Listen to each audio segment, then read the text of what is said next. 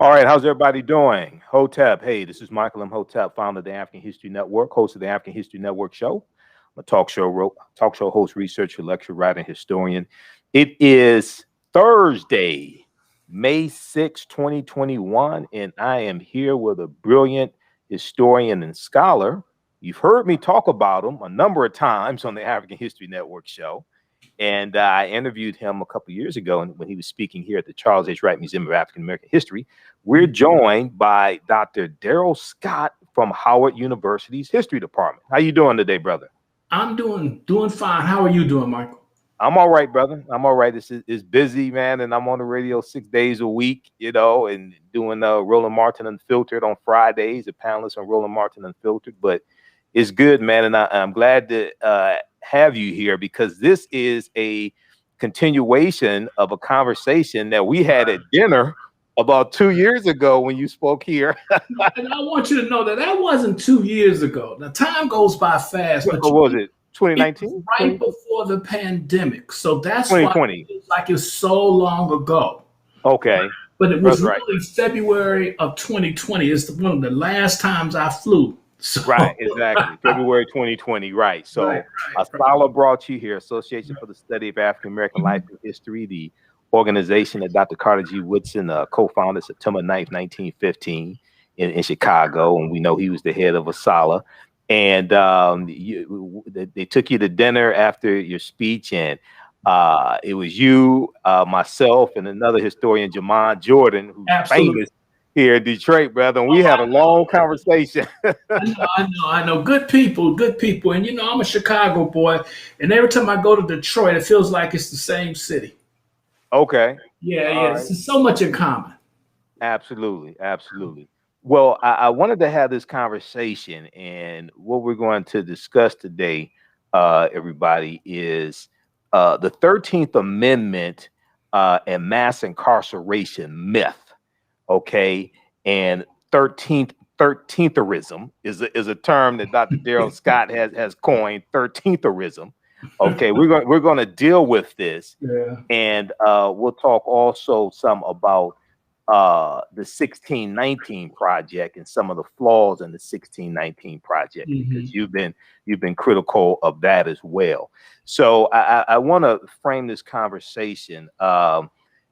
So Dr. Daryl Scott is a history professor, professor of United States history at Howard University. He's a professor in the history department. He's taught there since 2003. From 2005 until 2009, he served as the department chair.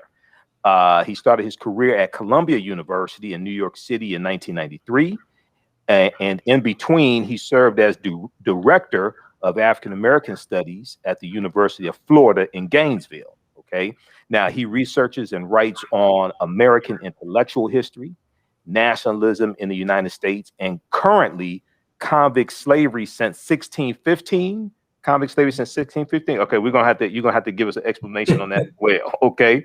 In 1998, he won the James Raleigh Prize for the best book in race relations history for Contempt and Pity, Social Science and the Image of the Damaged Black Psyche, 1880 to 1996. Okay. And this is a bad brother. Now, he also is a past president of ASALA, Association for the Study of African American Life and History. If it was not for Dr. Carter G. Woodson and ASALA, we would not have African American History Month, Black History Month, which started out as Negro History Week in 1926. We wouldn't have Black studies. Say again? We wouldn't have Black studies. We wouldn't have Black studies if it was not for Dr. Carter G. Woodson. And Woodson is very, very much, I think, underrated. I think he's very much underrated and underappreciated. So he has a whole list of accomplishments as well. Give people your website. They can go to your website and find out more also. www.darylmichaelscott.com, one word. Okay, DarylMichaelScott.com, and it's Daryl with one R. DarylMichaelScott.com. And not that guy in Ohio. Not that guy. Exactly, not Pastor Daryl Scott. Exactly. So I wanted to have this conversation because this evolved out of the dinner that we had back in February 2020. And you and I had a conversation during dinner and we discussed the myth of the 13th Amendment of 1865, ratified December 6, 1865 to the U.S. Constitution, and the myth that the 13th Amendment re-enslaved the former slaves, okay?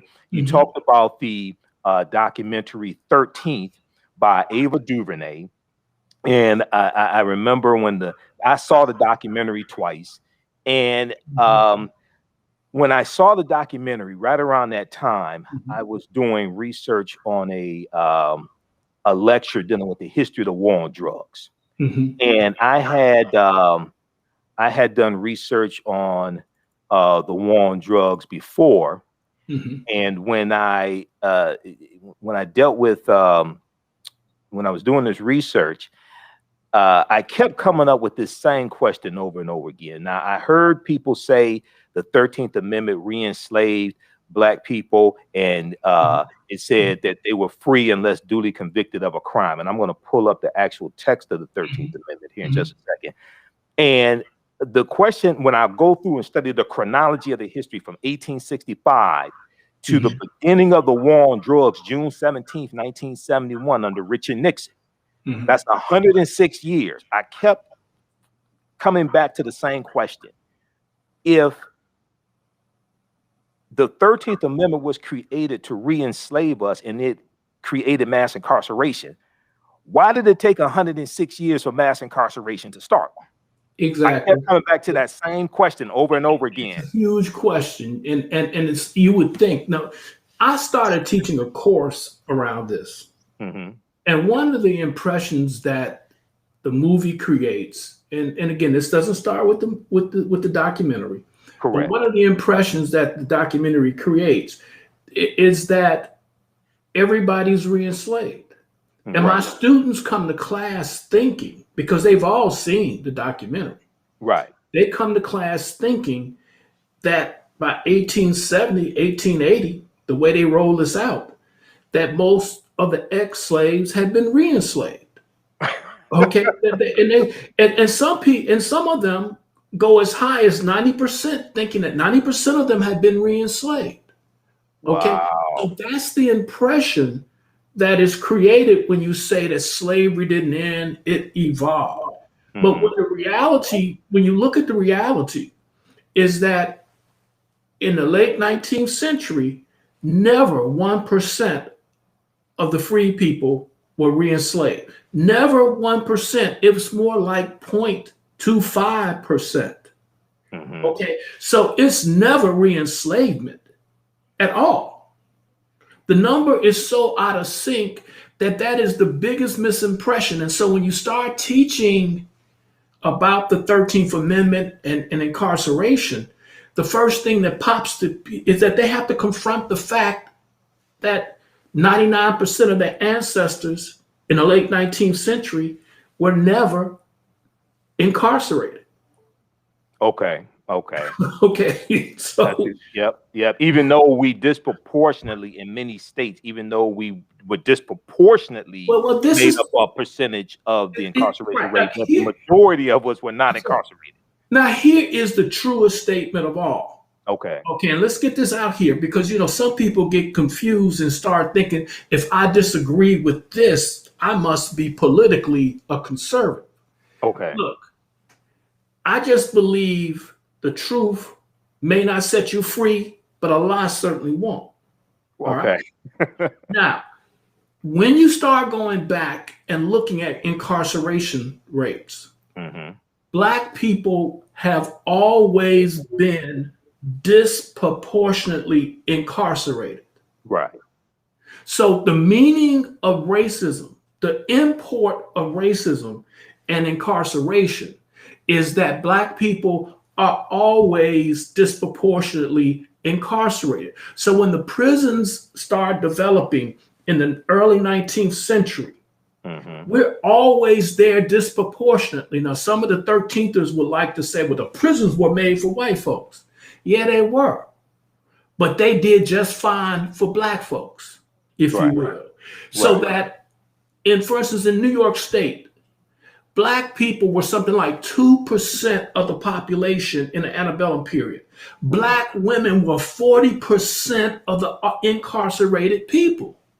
Right. Okay, 40%.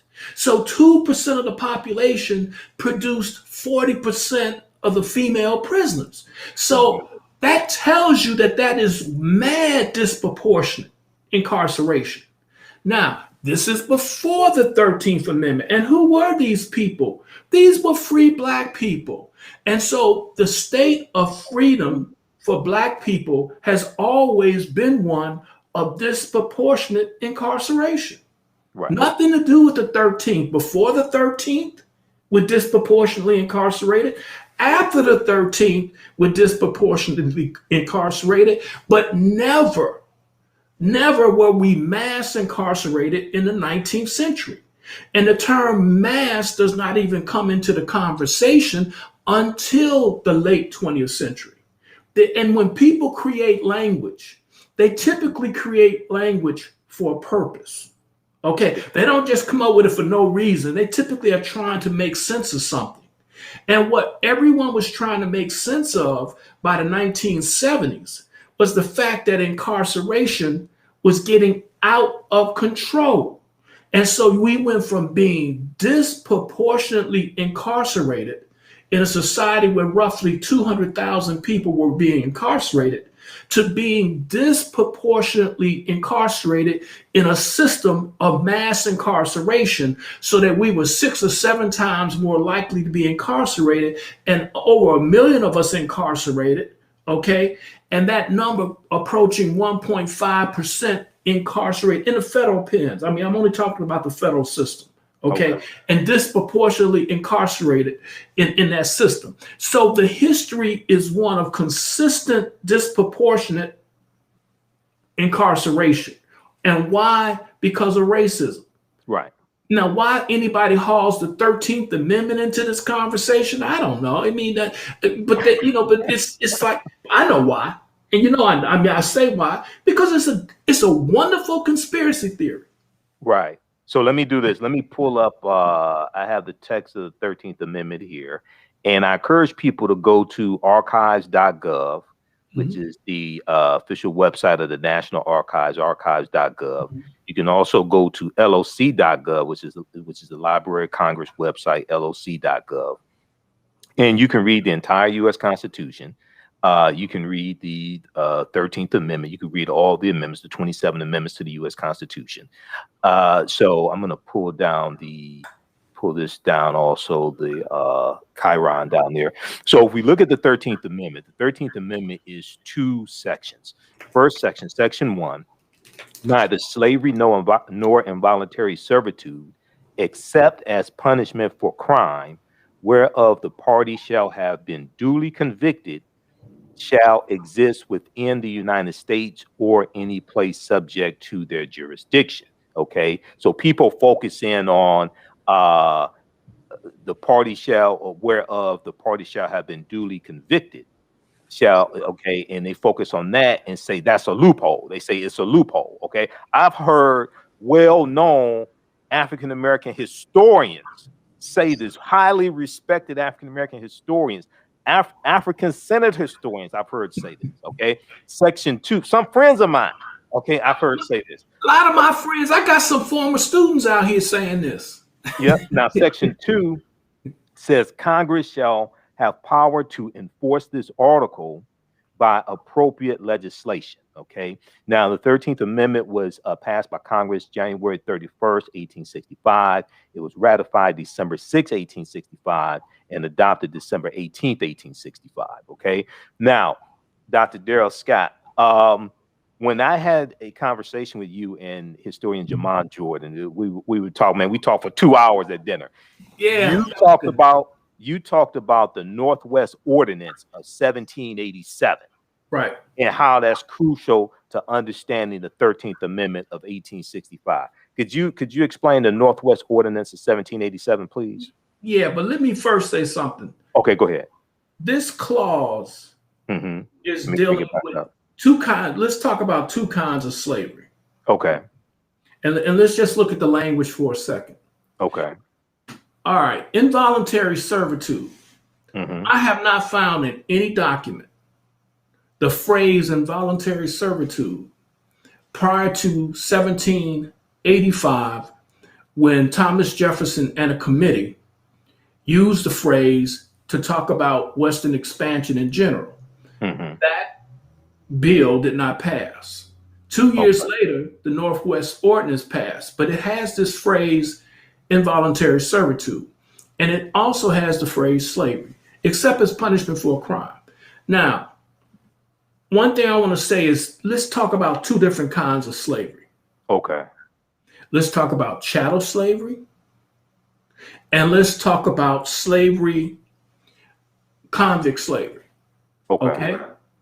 Now, chattel slavery is when you become property and you are owned for your life, and it is intergenerational, which means your status gets passed on through your mother to your children.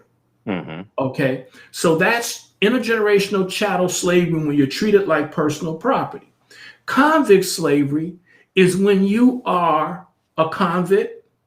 The state has the claim, the right, and the power to take your labor without compensation, but it's typically for a term. Typically for a term. Now, why is there redundancy in this clause? It says involuntary servitude or slavery. And it's precisely because there was nothing a white man can do in British North America and then in the United States to ever become chattel slavery, a chattel slave. Mm-hmm. Nothing they could ever do. And the British were notorious for denying that anybody white had ever been a slave. Other whites in Europe sometimes admitted that whites were slaves. Okay? Right. But the British always denied. So always note, when you see involuntary servitude sitting in this clause, Thomas Jefferson and company is talking about white folks. And when you see slavery, it's referring to slave, they're talking about black folks. Mm-hmm. Okay? So they're talking about both at once, white people and black people. Now, in the Northwest Ordinance of 1787, they were taking land from existing states, and in that land, they were saying there would be no chattel slavery. That is what the Northwest Ordinance was created to do, to prevent any more chattel slavery in those states. And those states are Wisconsin today, Illinois, Indiana, Michigan, Ohio, the old Northwest, as they call it. And so they were eliminating chattel slavery. Okay, so this is what the Northwest Ordinance of 1787 was doing. That is what it's attempting to do in chattel slavery, because there were slaves, chattel, in these places. Now, when this ordinance was created, there were virtually no prisons in America. Right. And so in frontier America, you didn't have prisons. So what did you do? When someone broke a crime, you basically had choices of leasing them out to people, selling them out for a term. You could whip them, cut off their ears, brand them, or put them to death. Mm-hmm. So when this ordinance was created, it was created in an age, in a land where there really were no prisons. Okay, so this ordinance is for how to deal with people who broke the law on one hand, the white ones, involuntary servants, the black ones, slaves. So this was about that. It was about, and by the way, most of the time we're talking about free blacks. So we're talking about what to do with a free black who broke the law. You could make them slaves for a term, not slaves for life, slaves for a term, not their children. So I'm trying to break down, because this long history starts right there in a different world. It starts in a different world. Mm-hmm. Okay, now Jefferson wants to end chattel slavery. Now, people don't want to deal with this. He wants to end chattel slavery, and he wants to end the presence of black people in America. He doesn't want black people in America. Right. He doesn't want slavery, and he doesn't want black people in America. So if you want to call this clause something, this is a white nationalist clause. This is a Richard Spencer kind of clause that says that this is going to be an ethno-racial state without black people. Because we're going to kill chattel slavery. And we're going to prevent free blacks from going to the Northwest by getting slavery, ship them all abroad if you can. But what we're going to do in the meantime, in between time, is if they break a law, they will be sold for a term. This is important. Why? Because at this moment in history, black people in Maryland who were free, were being sold back into slavery when they broke a law because they didn't have prisons. Okay? And you could sell a free black into slavery for a term of years. Now, white people could be sold too. And in colonial America, white people were sold to other white people. Some white people were sold to black people, but they were never slaves. They were into servitude because they broke a law. Okay, so the whole notion then, remember now, when you deal with that, okay, so when you say white people, involuntary servants, that's white people playing skull games with white people. Okay. And when black people buy this kind of stuff, they're buying into the skull game.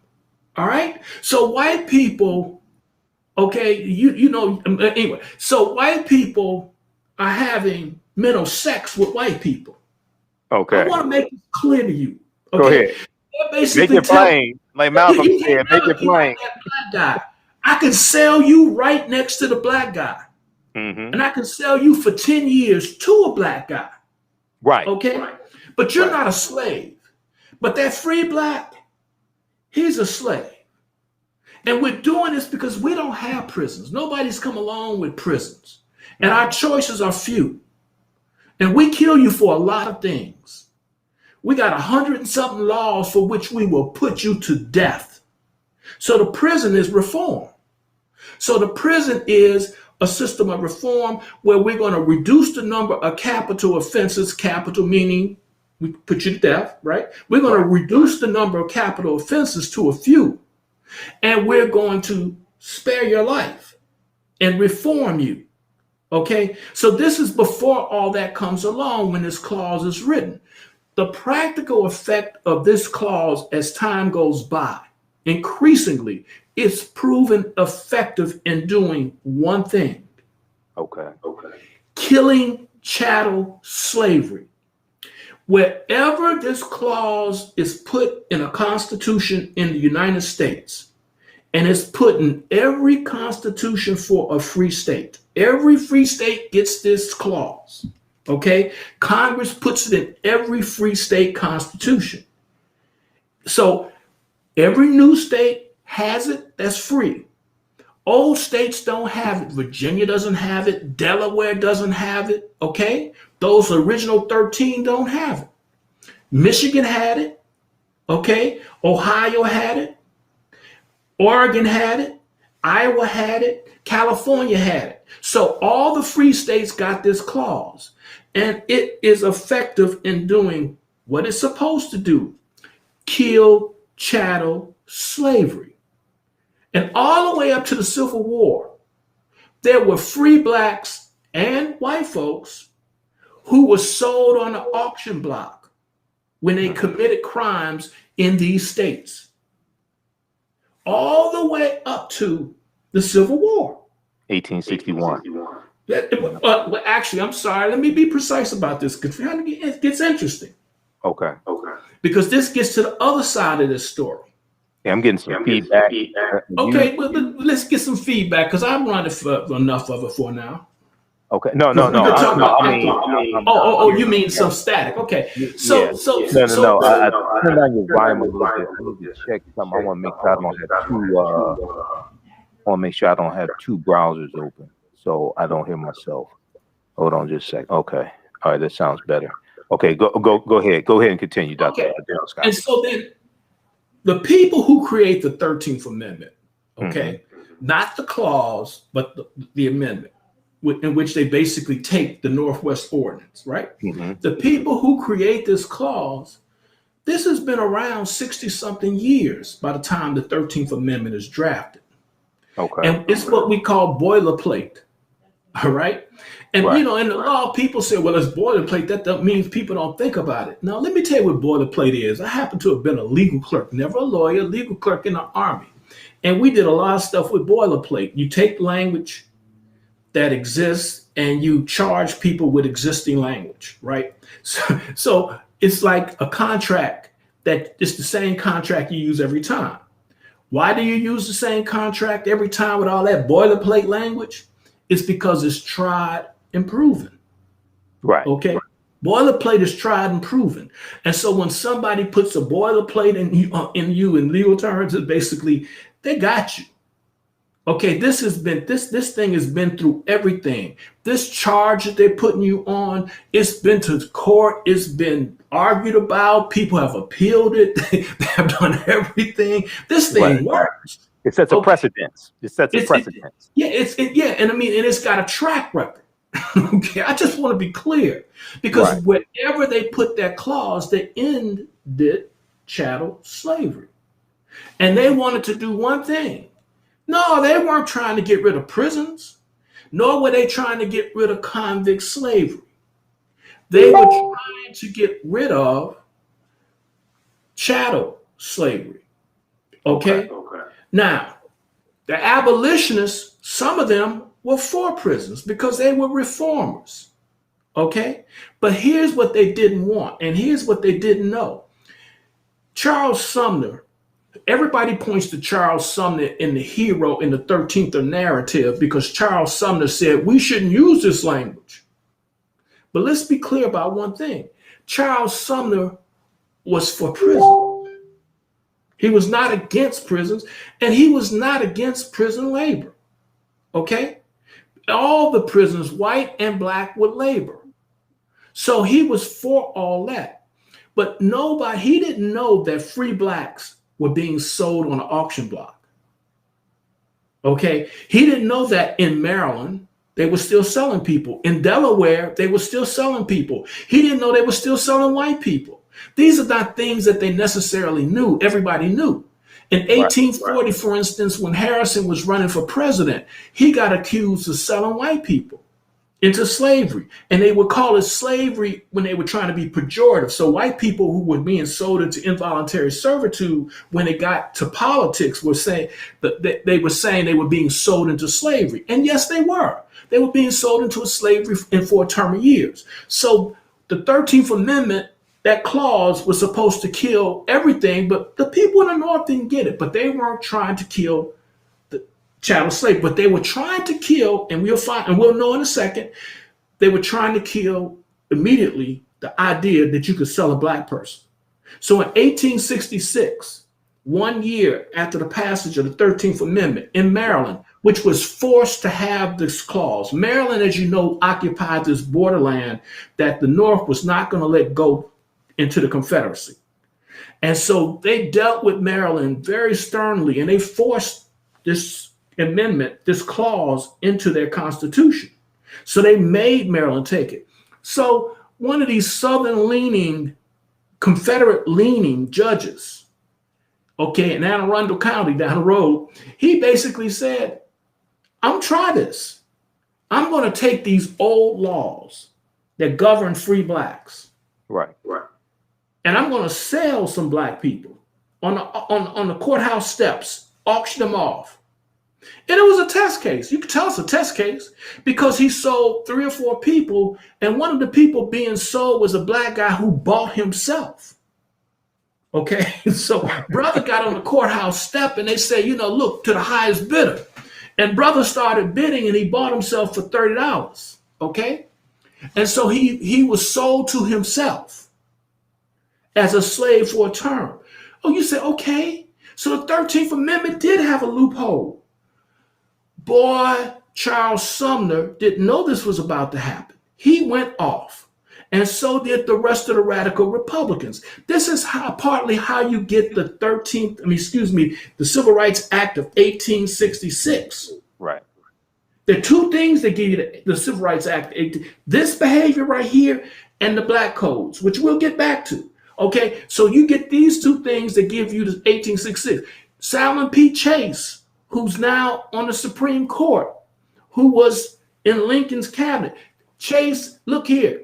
Chase went off. He ruled that you can't sell people like this. So the loophole was shut down immediately. Immediately. It was shut down before anybody created, guess what? Convict leasing. So when you get all this 13therism, that this loophole is how you get convict slavery or how you get convict leasing. Oh no. This loophole was shut down within a year. Okay. The Freedmen's Bureau shut down that loophole in Virginia. In Virginia, they were trying to sell black people too on the courthouse steps. Virginia, the Freedmen's Bureau said no. Now, the point here is what was created to end chattel slavery was also going to end anything that smacked of slavery, which usually means to most of us selling people to a private entity. Okay? So selling people to a private entity. And so they said, no, we're not going to have any of this. Now, convict leasing is different. And convict leasing comes along and it doesn't start after the 13th Amendment. It starts before the 13th Amendment. Right. In Alabama, right? I think it's in the 1840s. It starts in Louisiana. But and here's something that historians didn't know. It also existed in Virginia in the 1850s. So this ain't no long ago, far away stuff. Convict leasing existed. And in Virginia's case, it's kind of interesting because, in both cases it's interesting because convict leasing took place in the South where black people were typically sold to a contractor, leased, I should say, to a contractor. Okay. And there's, by the way, you buy the lease, you bid on the lease, and sometimes you're literally looking at the people you're about to lease. So it smacks in certain ways of slavery. Okay. Because you can see that sometimes the people go in and say, I want to review these slaves and make sure that they're worth buying. And white people too, white and black. They're looking them over, looking them in their mouth and all this kind of stuff sometimes, right? And so they want to make sure that what they're leasing is worth the lease. But in Louisiana and in Virginia, the tendency is to have the white folks being leased out and working in the prisons, and the black folks being leased out to work on the hard labor. Now, this is very consistent with the fact that white people weren't supposed to do hard labor in the South, right? Under slavery. So this is consistent with that. And so the first guys of convict leasing in the South made a differentiation once again between black and white, and it's racist and discriminatory. Both are being leased out in both of these states. Both are being made to work in both of these states. And in our common parlance that I think trivializes everything, there's white privilege for the white convicts. Okay. In that language, that language of privilege. But anyway, I don't want to get into that today. But anyway, so that people understand that there was a two-tiered system of convict leasing. After the war, whites still have some privilege, but you know what? Whites increasingly find themselves in convict leasing doing a lot of the work that black people do. It's no automatic free walk to a smooth deal, right? In other words, oftentimes they were doing the same kind of back-breaking and you perhaps will die labor, all right? But they still tended to be, just like today, there's still privilege in the prisons on who gets what job, okay? Right. So there's always that in the system. The racism is the universal, my friend. It's the universal. But what is there? So convict leasing comes along despite the 13th Amendment, because the 13th Amendment doesn't have any problem with hard labor for convicts. None. Zero problem. Okay? It ain't nothing new. The 13th Amendment does not create convict slavery. It does not. It goes all the way back to 1615. So it's nothing new. There's 250 years of there's 200 years of convict slavery before the 13th Amendment. Okay? You get me? It's right, 200, right. In fact, 250. So roughly 1615 to 1865, white people could be sold as involuntary servants to other people. So 250 years of it. So we know about the convict. We know about the indentured servitude. Okay. Are you hearing me twice on your end? No, I'm not hearing you twice. Okay. Maybe it's just feedback on my end. And those watching, let me know if you're hearing me twice. If not, then the audio will come out okay then. So we know, and I think it's important. I held up this book here. This is Before the Mayflower by Lerone Bennett Jr. Chapter 2 Before the Mayflower really helps to lay out this chronology of history, and it deals with white people being put into involuntary servitude. It talks about some free blacks who are going to own. I'm sorry. It talks about white people being put into indentured servitude. I should say indentured servitude. Go ahead. But let me clarify something. Okay. All right. Sorry. Historians have been very sloppy. Okay. And sometimes I think they're sloppy with a purpose. Okay. There's a way that we want to call everybody an indentured servant. Okay. So, and we get this impression that indentured servants came voluntarily. Mm-hmm. Okay. Right. All right. Not everybody came voluntarily. And it's really striking how we refuse to call a slave a slave. All right. Okay. So, but along with the volunteers who had their money to pay for their ship to the New World, see, if you had your money, okay, you just got a ride over and you went about your business. If you volunteered but you didn't have enough money, okay, someone would pay your way over and you were still a volunteer and you were leased out to somebody as a servant, usually for about 7 years. Okay, that's voluntary. Okay, servitude. That's voluntary servitude, and they were called indentured servants. Now, an indenture is a contract. Okay, it's just a contract, term for a contract. And so you say, I'll sign right here and I'll do some time to get over there so I can have a new life. Well, some of the white folks who came did not come voluntarily. They came because they were convicted of a crime, often a petty crime, in England. And some didn't commit any crime. Okay, they were kidnapped, and they used to call it spirited away. Okay, and later on, after the American Revolution, when the British started snatching Asians and bringing them to the New World, they call it Shanghai. Okay, and so then you could be spirited away, you could be kidnapped against your will. Kidnapped is against your will, and put on a boat, and next thing you know, several months later, you're in America. Right. Okay. Now what happens? They sell you.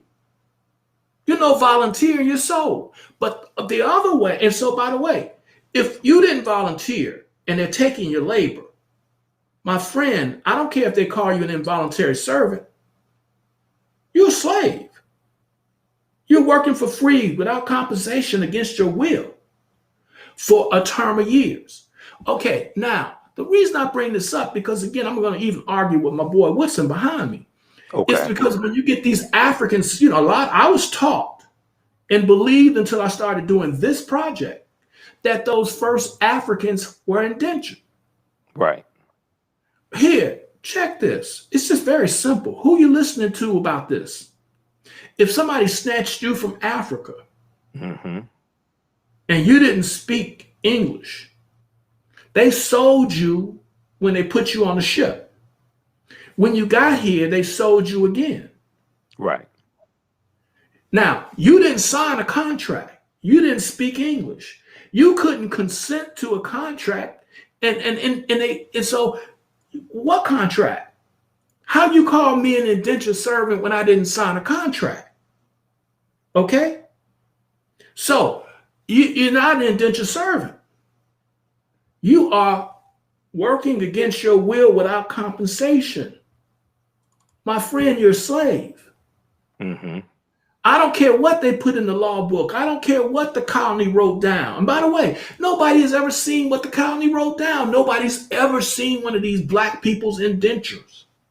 No one's ever seen one. All right? Okay, so we are speculating and we are inferring from cases that come to the court. But beyond inferring, I'm going to say, even if somebody did treat you like an indenture, that doesn't make you an indenture. You didn't sign an indenture. You didn't volunteer nothing. They took your labor. They took you twice. They took you from your native land. They put you on a boat. So you're a slave. So those first Africans were slaves, right? Alongside some white folks who were convicted. Because in England, by the way, they were letting some convicts in England come over rather than what? Putting them to death. So the king was vicious. The king would say, you stole something, you burglarized something. Oh, that's a capital offense. Off with his head, right? Okay. Right. This is before the prison. This is before all this great reform. This is before the full enlightenment and all this kind of stuff, right? Okay, so they're putting these people to death. Then comes grace from the Lord, if you will, the king, which is to say, we're going to send you over here for 20 years. Okay, to the colonies. Or you got another choice. Right. We could take your head right now. Okay, so that choice is not a choice. That basically is you are being sent into involuntary servitude, which is what? Against your will, which is slavery. Mm-hmm. You're going to work for 20 years against your will. Okay, because you committed a crime. It could be vagrancy, which means you could be no way to show that you had income. And they could just snatch you up and say, hey, we're going to send you over here. And then you could be sent over by kidnapping and they can still give you 20 years. So my point to you is that they got white folks right beside these black folks in early Virginia and Maryland who are nothing but slaves, convicted and treated like convicts, sometimes just stolen, and they're going to spend some years, okay, working for somebody without recompense. Right. Okay, so that's why I use the term convict slave. And so convict slavery is an institution that's 250 years old when the 13th Amendment comes. Okay. It started nothing. And I know chapter 2 of Before the Mayflower by Lerone Bennett Jr., he lays out some of this history. Mm-hmm. And he did. This is before chattel slavery evolves in like the 1600s. That's right. We don't even fully have chattel slavery. But here's the truth about this. Now, again, mm-hmm. I'm one of these historians. I believe I don't care about the politics of history. Right. Okay. I really want the cards to fall where they may, because I think the highest expression of intellect is solving problems. All right. And how to get out of a mess. Okay, right. You're in a mess, how do I get out? And the only way you get out of a mess is to tell the truth to yourself, right? Deal with the truth, all right? And so when you start looking at the development of chattel slavery, look, from the very beginning, there's chattel slavery in North America, as we know, the Spanish. And by the way, the Puritans are not tripping about stuff like this, okay? The Puritans have no problem putting Native Americans in slavery. Okay, they don't have a problem with this. Okay. And so what everybody's scared of what the king will say. So they get into the business of chattel slavery before the law. But nobody wants to be honest about it because the king may very well say that he doesn't want slavery. He basically says there's no slavery in his realm. Now they start dealing with black folks as slavery and as slaves, and they start dealing with white folks, Native Americans as slaves early on. And other European countries do it too. And these people are occupying the same world. They're not strangers to these institutions of the institution of chattel slavery. And so many people probably bought those first 20 Africans and said to themselves, you'll never be free. Okay. And subsequent ships that came along, virtually nobody was free, right? In other words, let me just tell you them, so there's this very short window in which Black people had a chance to get free, when they came over here. And so then what you got in the 17th century, well before, we like to say that plantation slavery starts around about 1705. But what you have by the time you get into the 1630s, you got people who are being treated as chattel in Virginia and Maryland. Okay. Even though these cases don't start busting up to the courts until the 1640s and so forth. Okay. Right. So don't think that there's no chattel slavery until then. It's a very short window. So you're really talking about something like 10 to 15 years. Okay. This is a period of time shorter than 9/11 to now. Right. Right. So you have the treatment of African people as chattel slaves before you have the codified slave laws actually in place. Absolutely. Yeah. And then you look at Massachusetts is going to be the first colony to have codified slave laws in 1641, but this is before the colonies start having the chattel slavery codified laws in the 1660s with Virginia and Maryland. Absolutely. So in other words, sometimes, look, there's a way in which we can make too much of laws and too little of laws, because what we're really looking for is what was going on the ground. Right. Okay. That's what we're really trying to find out. And the law is just one way to find out what was going on. And sometimes it's not a good guide for what's going on. Okay. Sometimes the laws can tell you how things are, and you get on the ground and, for instance, you have laws against intermarriage and all this, and you can look around and find people who, married sometimes. So you can see things that just are not with the law, because oftentimes the question is, how are the laws being enforced? And so there's practice, there's law, and sometimes there's discrepancies between the two. And what a good scholar does is that you look at practice and law and you discuss these kind of things as openly and with as much detail as you can so that people get a sense of what was going on. Right, exactly. You were quoted in the article from USA Today back from February 8th, 2019. 1619, 400 years ago, a ship arrived in Virginia bearing human cargo. And you talked some about what you just mentioned here. We're going to come back to the Northwest Ordinance in just a minute. By the way, in South Carolina. But I'm saying, you changed your mind. That's what I was coming to. That's right. And it's not that the history changed, and I have the article up here. That's right. I talk about this, and I have thousands and thousands of articles I teach from this. But it's something very important in here. I'm going to scroll down to this. You talked about, so for just so people understand, it's a tricky history dealing with that 20 and odd Africans. And the reason why it's a tricky history is because they are captured from what's present day Angola. They are put on a Portuguese slave ship called the San Juan Batista. It's about 350 of them. The San Juan Batista is going to be hijacked by English pirates around Veracruz, Mexico. They're going to take about 50 to 60 of these Africans off the San Juan Batista, put them on two English pirate ships, the White Lion and the Treasurer. The White Lion and the Treasurer come into Point Comfort in Virginia. Okay. Now, and from my research, it wasn't Jamestown, Virginia. It's actually like present day Hampton, Virginia. Okay, but they're coming to Point Comfort, and then August 20th, 1619, 20 and odd Africans on the White Lion are going to be exchanged for food and water and supplies. Okay. Absolutely. Now, when at 1619, they don't have codified slave laws in any of the 13 colonies. And they don't even have a Virginia Assembly, right?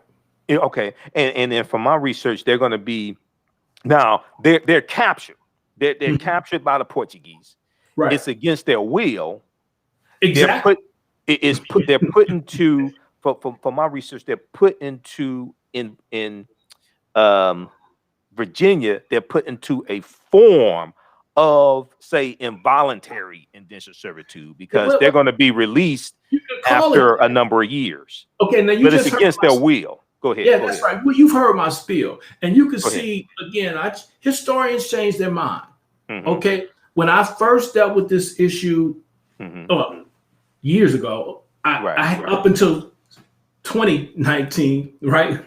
I had the position that they were indentured servants. That's what I was taught. By the way, that's what Carter G. Woodson argues. Okay. So this has been argued for over 100-something years by scholars that they were indentured servants, right? Now, you rightly point out that they're involuntary indentured servants. But let me suggest this to you.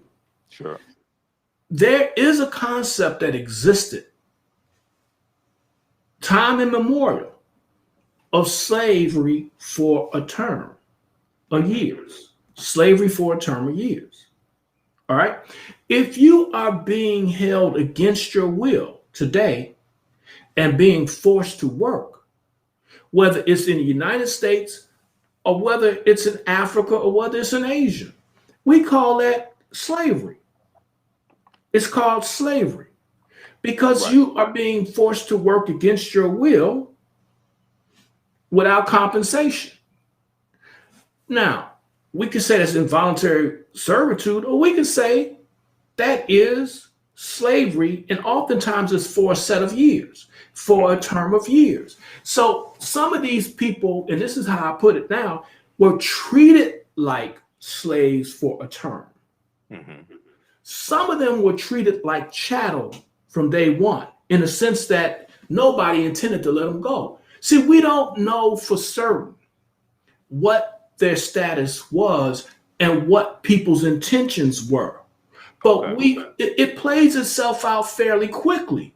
So by 1826, right? If they're getting the 7-year treatment, right, it's over. 1826 or 1626? 1726. 1726. They should be gone. They should be on their way, right? They should be free to go. I mean, do whatever you want to. It's been real. You did your 7 years. We know that's not the case.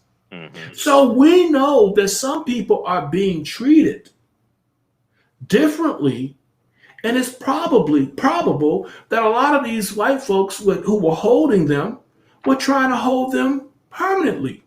They just didn't know what to tell the king because it was unclear what the king was saying. So it's speculative, but I'm going to say this. If I was holding you, I wouldn't be running around Upper Marlboro where I live telling people I got you in my basement, because I know that's illegal. But if it was uncertain, I still wouldn't tell anybody.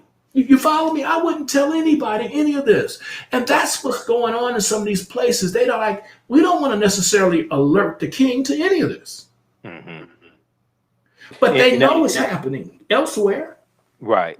And at the same time, you have different things taking place at the same time when you go up until the 1660s. But even after that, because you're going in the various colonies, you're going to have free African Americans who can vote and own property. Okay. And then we're going to see that phased out and those rights taken away from them as well. And by the way, some of this doesn't take long. I mean, everybody knows that these free Africans are being discriminated against. I mean, Anthony Johnson, the first black slaveholder, the first black person we know who got his freedom, also ended up being a black slaveholder. Well, we also know that when he died, they took his property from his family. They took his property from the family. Yep. I I mean, this was like a tenuous existence for these free people, that later called free people of color, but he called himself an African. This was a tenuous existence for these folks, right? And so they could always fall. And like I say, when they broke laws, they were treated as slaves for a term. See, that's what it became. They sold into slavery, and if they broke too many laws, they'll sell them for life as chattel. Okay. Now, when you said they, who is the they you referring with? If they broke too many laws, who's the they you referring to? Free blacks broke laws. Oh, free blacks. Okay, right. If free blacks broke the laws, like the descendants of the 20 odd, right? Right. If those who got free, if they broke laws in Virginia, they could be sold on the blocks.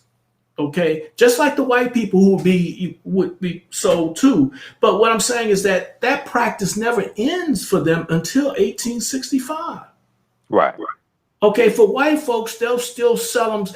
By the way, in Virginia, they pretty much stopped selling white people as involuntary servants, quote unquote, involuntary servants, around about the time of the Revolution. Okay, 1775, right around that time. About that time, right? And again, I haven't been to every courthouse down there to see how that shook out really, but I'm sure there was somebody sold. Exactly. Okay. So let me follow up, and we'll be here for a few more minutes. You have a little more time?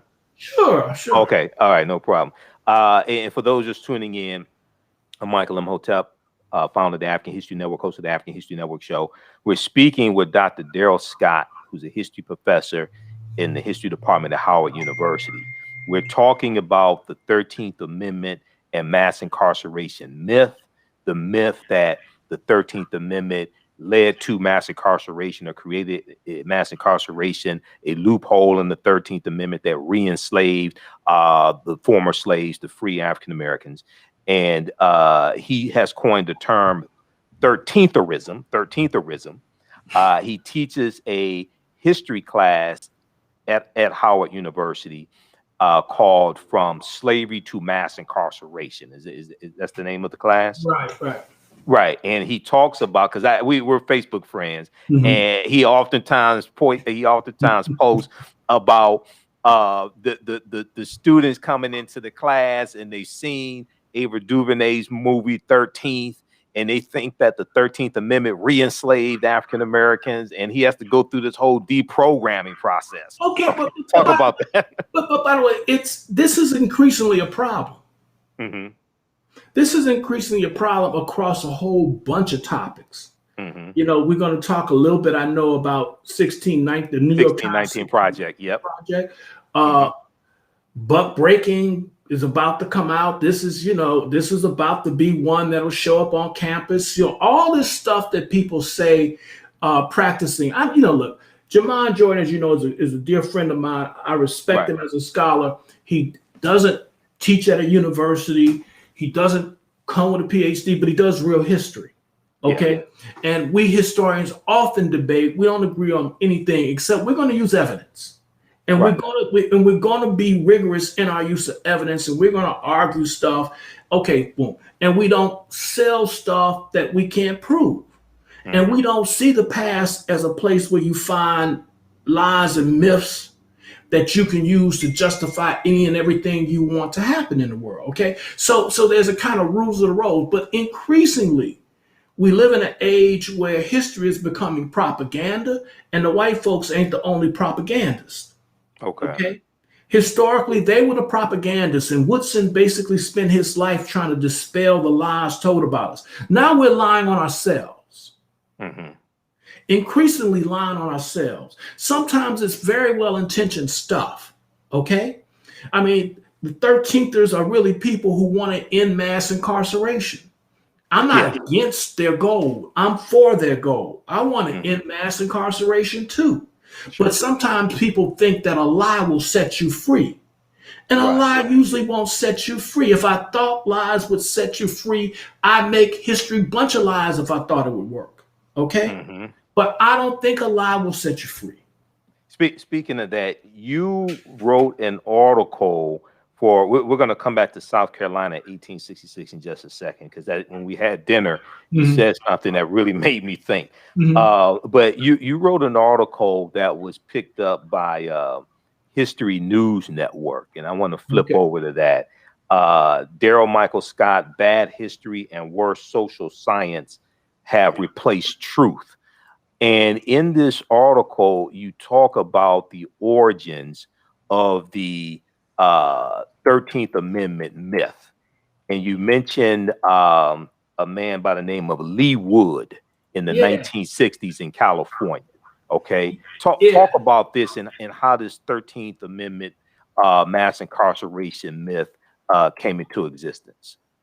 Yeah. So the brother, and by the way, background on this, I was being talked about on a radio show, and when Lee Wood was on it, by the way, because the guy was going at me because as an anti-13th, this was the early days of when I discovered this, right? So now what were the early days? About about the time I met, maybe 6 months before we met in you talking about 2020? Okay. Yeah, I'm talking about 2019, 2020. 2019, that's right. Okay. So I've been upset about the 13th stuff for ever since Duvernay's came out. But anyway, but then I decided I was going to do something about it, write about it, but research and write about it. But what happens is that Lee Wood is in California in prison. And the way he tells the story is that he was sitting around with other prisoners who were left prisoners. They were left revolutionaries. And he believed that they were reading the Constitution. And he read the 13th Amendment and had an epiphany. And he thought what he read in the 13th Amendment, that loophole, explained why he was in prison working. Right. Okay? That's why he's here. He was re-enslaved and put to work. Now, he was in a California prison, and he didn't get out until some years later, but he told his brother about this, and he says his brother goes out, and he wants his brother to tell Angela Davis, and Angela Davis gets told this, but I don't know if that's where Angela Davis gets this idea from, but Angela Davis writes an article about Frederick Douglass not dealing with the issue of convict leasing, and said, critiquing him for being bourgeois and not concerned about the plight of Black prisoners, right?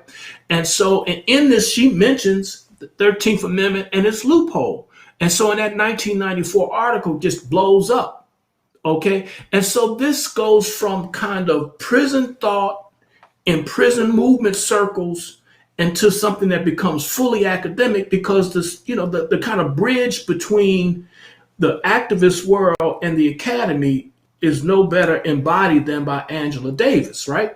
And so Angela Davis uses this notion in an article. It doesn't become her central way of understanding mass incarceration, because Angela Davis understands it is a bona fide radical and believes that political economy and things like this is what shapes the world, right? And so her understanding of mass incarceration is not reducible to the 13th Amendment, but her passing phrase is what kind of catapults this into the academy, the discourse in the academy, in the same way that Lee Wood's activism, put it in prison activist circles. And so prison activists throughout the 60s and 70s, into the 80s and 90s, have latched on to the notion that the 13th Amendment is why they are incarcerated and forced to work. So in other words, it's got this two tracks. One ends up being academic, one ends up being the prison activist, okay? And so this is how, and by the way, a lot of stuff comes out of the 60s, and it churns and churns and churns, and then sometimes it gets to be something that blows up big, right? And so an idea that comes out of the late 60s and early 70s becomes the basis for our politics about abolition and other things by the 2010s and so forth. So it's kind of a fascinating story. Right, it snowballs. That's right, how this snowballs and grows, right? And so that in and of itself is fascinating as an intellectual historian, right? So you trace the 13th Amendment mass incarceration myth, the link between the two. You trace that back to an incarcerated activist named Lee Wood in the 1960s in California. Okay. All right. That's interesting. And see, once again, I back in 2016 when Harper's Bazaar Weekly had their cover story. It was, I think, April 2016. They had their cover story called "Legalize It All," and it was about the history of the war on drugs and Richard Nixon's war on drugs. And the journalist Dan Baum, Baum, talked about an interview he did with John Ehrlichman years before, who was Richard Nixon's domestic policy advisor. And Ehrlichman went to prison for 18 months, federal prison, for his involvement in the Watergate scandal. And Dan Baum said that John Ehrlichman told him that the war on drugs was a war on two populations. It was a war of Richard Nixon's war on drugs. Richard Nixon declared his war on drugs June 17th, 1971. He said it was a war on the anti-war effort, the anti-Vietnam War movement, the hippies, things like this. And it was a war on the African-American community. And he said they associated heroin with the African-American community. They associated marijuana with the anti-war movement. And he said by doing this, they said, you know, you could target their organizations. You can run these news stories about them on the news. You can incarcerate them, things like this. And so I was studying like the whole history of the war on drugs and drug laws going back to the 1875 anti-opium laws in California, targeting Chinese men working on the railroads. And once again, the question I kept coming up with, because I saw Ava Duvernay's movie that came out in 2016, and I kept hearing, even before that, you know, Michelle Alexander and the new Jim Crow. She has two explanations, right? It's at once the new Jim Crow, and it's once it's 19. She's a 13ther and a segregation. She has both metaphors at work, right? Okay, in the new Jim Crow, yeah. See, and Michelle Alexander, and I read her book as well, and you know, she pushed this as well. And then the question I kept coming back to, and this is what we talked about when we had dinner in 2020.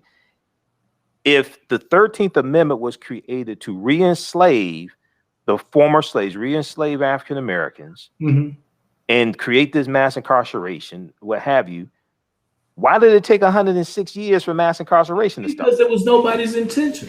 Exactly. It was nobody's intention. Now, you talked about South Carolina in 1866, and you talked about when we had what you're about to mention. Yeah, you're talking when about we had dinner, South Carolina, and they didn't have a state prison until 1860. Talk about that. Yeah, well, again, in the South, you know, a lot of people didn't believe in spending money on prisons. Okay. Yeah. Well, you know, as I tell my students, they'll convict you of a crime, 100-something odd crimes, and then take you out back within a week and do you up. In other words, they'll put you to death. You know, putting people to death without all these, you know, Supreme Court wasn't big into intervening in when someone should die, how they should die, and all this kind of stuff in the 19th century. And so what they do in South Carolina, if they had reason to put you to death, they just put you to death. And they had a lot of crimes they put you to death for. And that's a lot cheaper than a prison. Right. Okay. And those people they didn't believe in a state. They didn't believe in high taxation. Okay. So, you know, prison. So now South Carolina was the first state to secede from the Union, December 1860. And this is where the Civil War started. That's right. April 1861. That's right. And so they started discussing, at the same time that they started discussing the black codes, they started discussing a prison. Now, when you're discussing a prison, by the way, you're not discussing convict leasing. Okay, right. Because convict leasing, as we know it, is when you're selling people to private owners entities that are going to take you out to work in the field or in a mine or on a road or something like this. Corporations, things like that. That's right. So you're going to, let the people take control of. So when you build a prison, particularly at this moment, the whole idea was that you were going to house these people. And they said that you're going to emancipate these Negroes, and now they're going to commit more crimes. Because there have been criminals all along. By the way, this whole notion that black criminality was something that comes in after the Civil War, The notion that blacks were criminals is an antebellum notion that goes back all the way, right? Right, So before the Civil War, antebellum, before the Civil War. Oh, yeah, before the Civil War, right? And so it just becomes a scientific discourse about criminality in the late 19th century, but nobody ever needs science to call somebody else criminal, right? You didn't need science for that. So they've been calling black people criminals all along. And so they were saying that black people would be free and there would be more criminals. And then they got together and said, we're going to have to build a prison to deal with this black criminality. They built a prison to hold 100 people. There were over 400,000 black people who were in slavery in South Carolina. And they built a prison that would have 100 people. Right. Okay? Nobody's thinking mass incarceration. Right. Nobody's 1866. 1866, the year after the Civil War ends. About re-enslaving 400,000 people. Right. This is utter nonsense. Okay, and it plays on the fact that we think they're criminals. We need a prison. Well, how many are you going to have? You got 400,000 black people who are about to be freed. How many criminals you think you're going to have? How big is your prison going to be? We'll have 100 cells. Okay, so no, they're not thinking mass. When they said the Negro was more criminal, they meant relative to whites, and they didn't need a prison for whites. And when the whites got out of control, they just put them down. They need it for the free blacks now that they're going to have more of them, right? And how many do you need? 100. Yep, they had 100 beds, 100 cells, 100 cells, 1866, South Carolina. They're going to build 100 cells. This just goes to tell you there's nobody's mind that they're going to re-enslave 90% or 100% of black people. Okay, this is just mythology gone mad because we think, watch this, we think that if we can draw the link between slavery and mass incarceration, we can convince white people that slavery is existing and it's evil. And white people, they agree slavery is evil. Let me tell you something. That assumption is not even a good assumption. Okay. if you put the 13th Amendment to a vote today, I don't think you would. I think you get the same 57% of white folks who think black people it's okay for police to shoot black people. You get the same 57%. Well, you know, brother, and on my show yesterday, I talked about the attack on critical race theory and the attack that Mitch McConnell and other Republicans are doing on the 1619 Project. And we talked about in the Tennessee state legislature, State Representative Jeff Lafferty misunderstands the 3/5 compromise and said the 3/5 compromise was something good. 3/5 compromise 1787. You had some very, very ignorant people in these state legislatures and the U.S. House of Representatives and U.S. Senate, very ignorant of history. And this is extremely dangerous. Let me tell you something. We got some black people who wouldn't mind bringing the 13th Amendment back if you got rid of laws for gay marriage. We got all kinds of people out here. We live in interesting times. Right, exactly. So don't put nothing up for the vote, but don't assume, like my whole point is, don't assume that anybody thinks that mass incarceration is wrong because it's like slavery. That's bad. Nobody thinks that. That is not a winning argument. Right. You wanted to talk about the black codes. You mentioned the black code. The biggest device in the 13therism has to be understood as a theory that's trying to hook a person into a narrative, right? In a kind of conspiracy theory way. And so then you got to have this proof that people are trying to re-enslave black people. So the way you do it is, of course, you say there's a loophole in the 13th. So that's the first device that they point to, that loophole. Right. And then the second device they point to is the black code.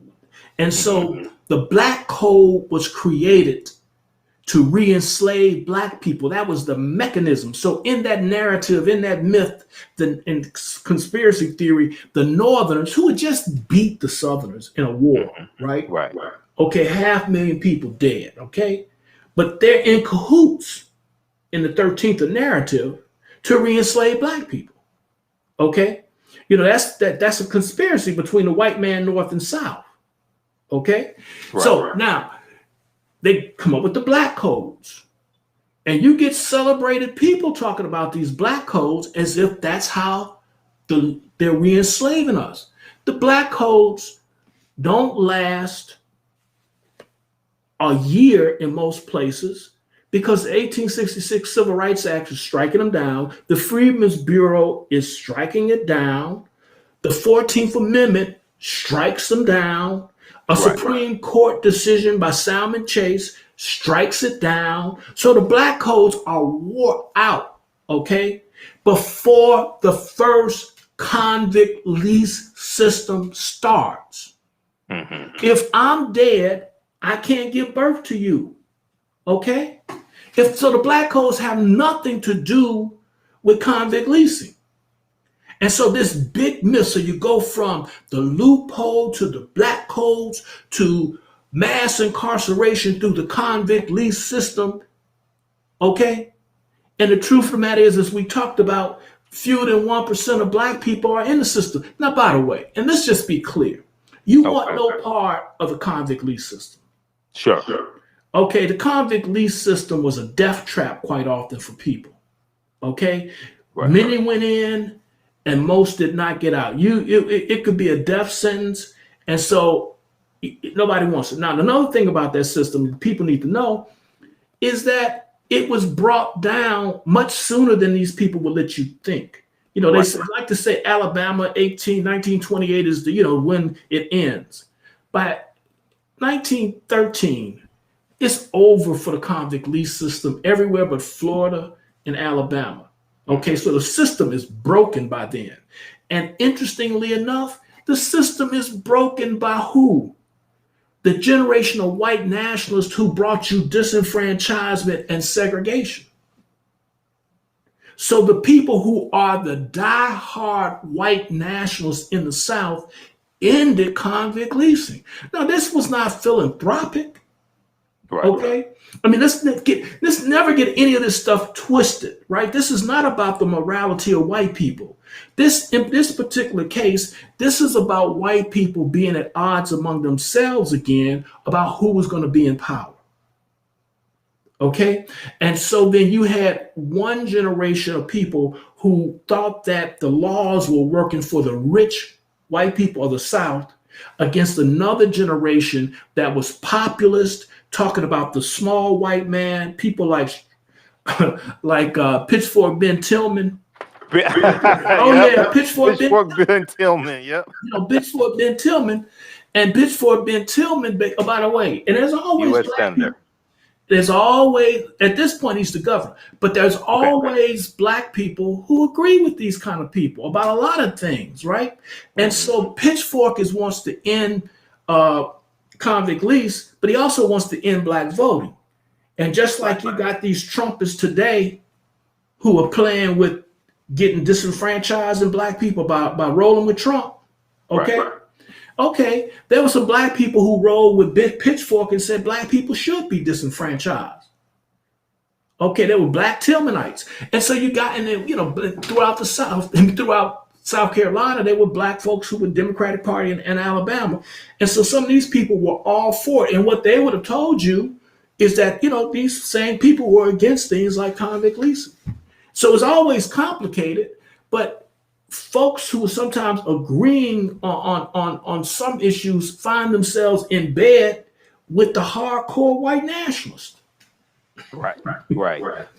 Speaking of Pitchfork Ben Tillman, people can read this article. There's an article from slate.com from a few years ago. It was it's February 2017. It's regarding Senator Elizabeth Warren. And when Senator Elizabeth Warren was silenced in the U.S. Senate, and it ties into Pitchfork Ben Tillman, rule used to silence Warren.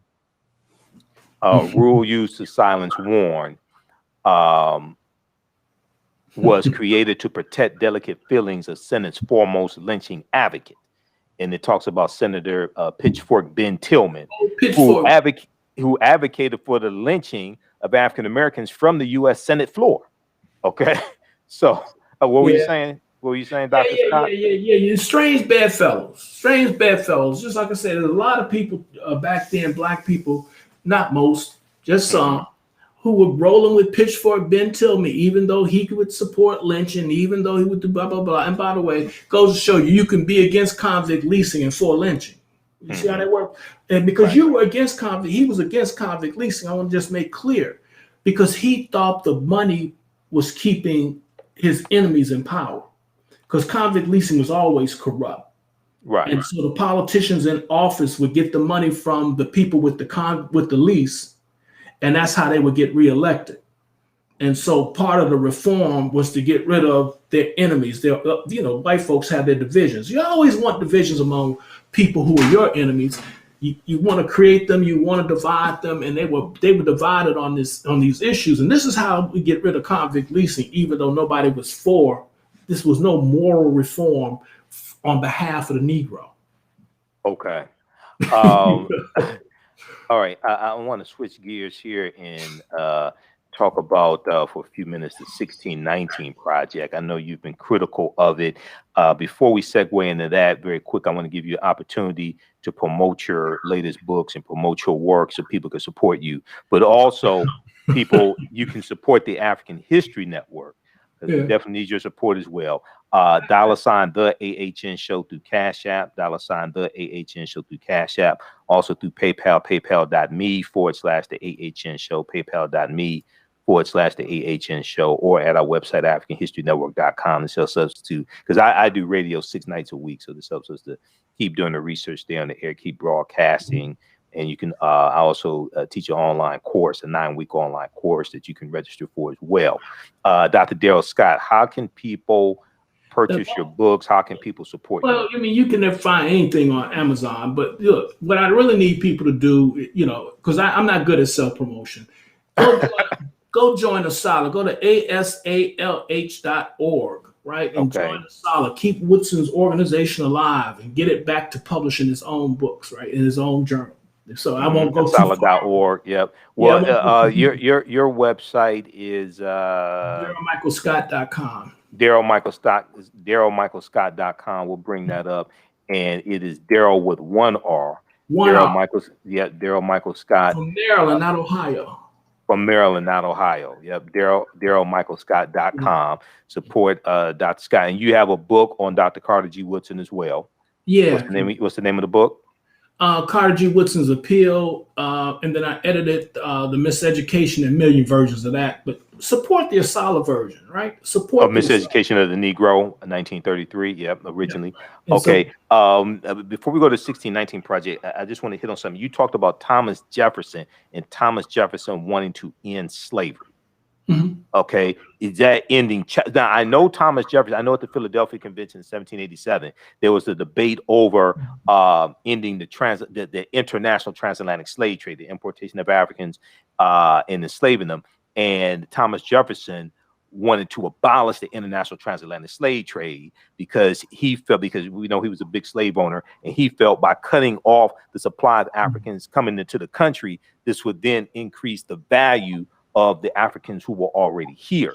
Now, you're saying that he also wanted to end chattel slavery as well? Well, I mean, come on, let's just be honest, right? I mean, let's think all these things through, right? Okay. You may, if Thomas Jefferson and these folks wanted to drive up the price of slaves, mm-hmm. they would be driving up the price of slaves against themselves too. Okay. Right. And then they would also drive up the cost of maintaining slaves. In other words, you now got to feed them better, treat them better, because. Okay. Yeah. I mean, so there's keep them healthy because you're going to sell them for a higher price. Yeah, but again, I mean, this is not really. You got to understand a lot of this stuff. But when you're in the late 18th century. Mm-hmm. You don't have the cotton gin until towards the end, and nobody knows what the cotton gin is going to be. Around 1793. Okay. Yeah. So you don't know what cotton is going to do and how it's going to change. Cotton growth, the cotton culture in America was what they used to call they still call long staple cotton. And it was done primarily during the Revolutionary era in South Carolina, on the Sea Islands primarily. So what we're really dealing with when you talk about slavery at this point in time is tobacco slavery. Okay, you don't even have a Western market for slaves at this point in time. In other words, we end up with this great migration of slaves to the Southwest. Remember, Thomas Jefferson is the one who's trying to prevent the movement of slaves first to the Southwest. So he puts a bill forth in 1785 trying to end the movement, to end slavery in what becomes Georgia and what becomes Alabama. I mean, excuse me, not Georgia. What becomes Alabama and Mississippi? He's trying to end that. He doesn't see slavery. He doesn't. And then when they do all this, they don't even have Louisiana. And so at this point in time, right. 1803 Louisiana Purchase. So then you don't. He's not out here trying to perpetuate slavery. He thinks he wants it to come to an end. Okay, and he wants the black folks who are here to be colonized abroad. So you would free the Negro and you would colonize him elsewhere. Get rid of him. White nationalism, baby. That's real white nationalism, all right? And so he wants them gone. Right. All right. So this whole notion that he's doing it to increase the value of slavery, no. I mean, it sounds reasonable enough, but there's no evidence to really sustain that, particularly when they passed these, this law, right, during the Constitutional Convention and agreed to end the slave trade. Okay. Well, they put the 20-year clause in That's Article 1, Section 9, Clause 1, the 20-year clause. That's right. And so when they make this deal, this is pre-cotton. Right. And at the same time, he's trying to end slavery in the South. I mean, stop slavery from expanding. And so, again, I don't have any vested interest in the morality of any of these cats. That's not ever what I'm talking about. I don't think history is a morality play. But I am trying to say that when Jefferson is dealing with black folks, okay, not only is he a hypocrite most everywhere you turn, he's also really wants a country that is made up of Americans and assimilated Native Americans, okay, who amalgamate with white folks. And he has no place for the Negro at all. Mm-hmm. Okay, that's his dream world. He and Richard Spencer. Yeah. You get me? They see the same vision, ethno-racial state. Right. Okay, where he incorporates Native Americans. Richard Spencer coined the term the alt-right. He coined that term, but he also, he's big on the ethno-racial state. Right. And he was the mentor to Stephen Miller, who was in the Trump administration, advised in the Trump administration. And the vision is no more Negroes in the United States.